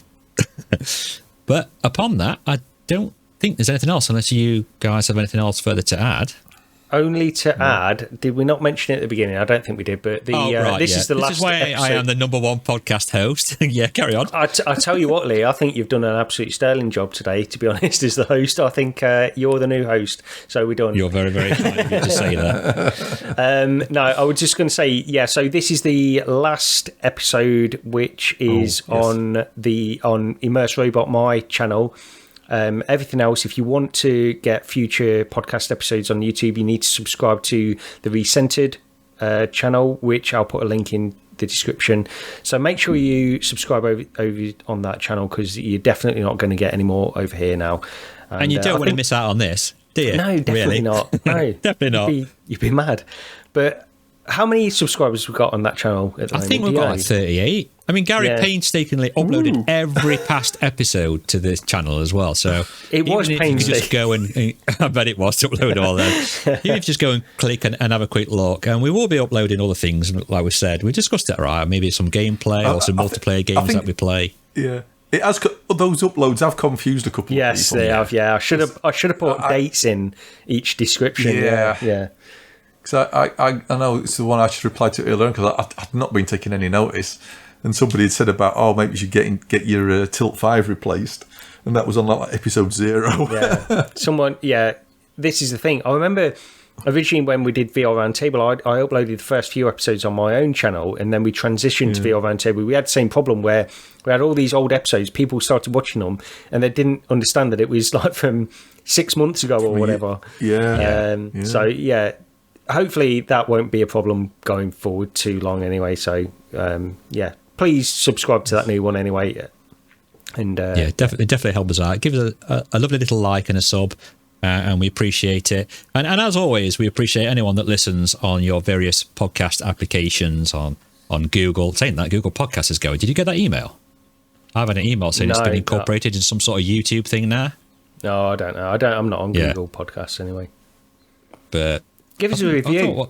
Give us a review on Apple Podcasts and Google and stuff, whatever. Yeah. Not got any. And give us a review on Spotify and things like that. We do really appreciate it, yeah. And I think that's about it, but I don't really know how to do the ending, because I usually go last. So do you want to carry on and then still me go last? Thank you very much for taking the time to listen, and I appreciate it's been me this week, but Rog wasn't feeling too well, so I said I'd take over. So don't panic. I won't be doing it all the time. I'm sure we'll be back with Rog next time, so I appreciate that. Yep. So, yes. Cheers, everyone. See you next time. Oh, wow. We've already missed it up. Right, okay. I'm going to go again, or... Let's get out of here. Yeah, let's go. Take care. Bye. See ya. Okay, bye.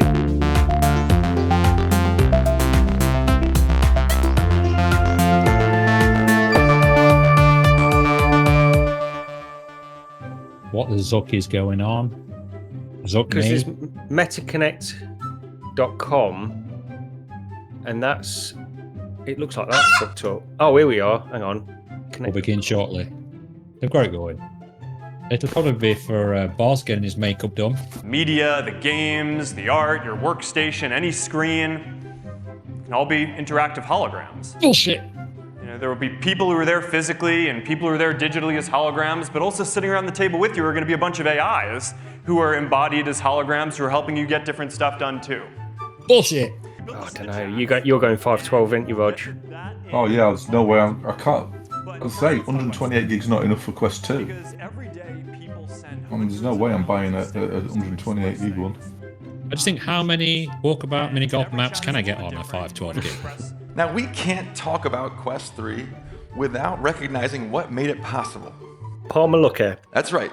No more manually setting up your PlayStation boundary. PlayStation boundary? PlayStation Oh my god. Did you mean play space boundary? Yes. You said PlayStation. Oh god.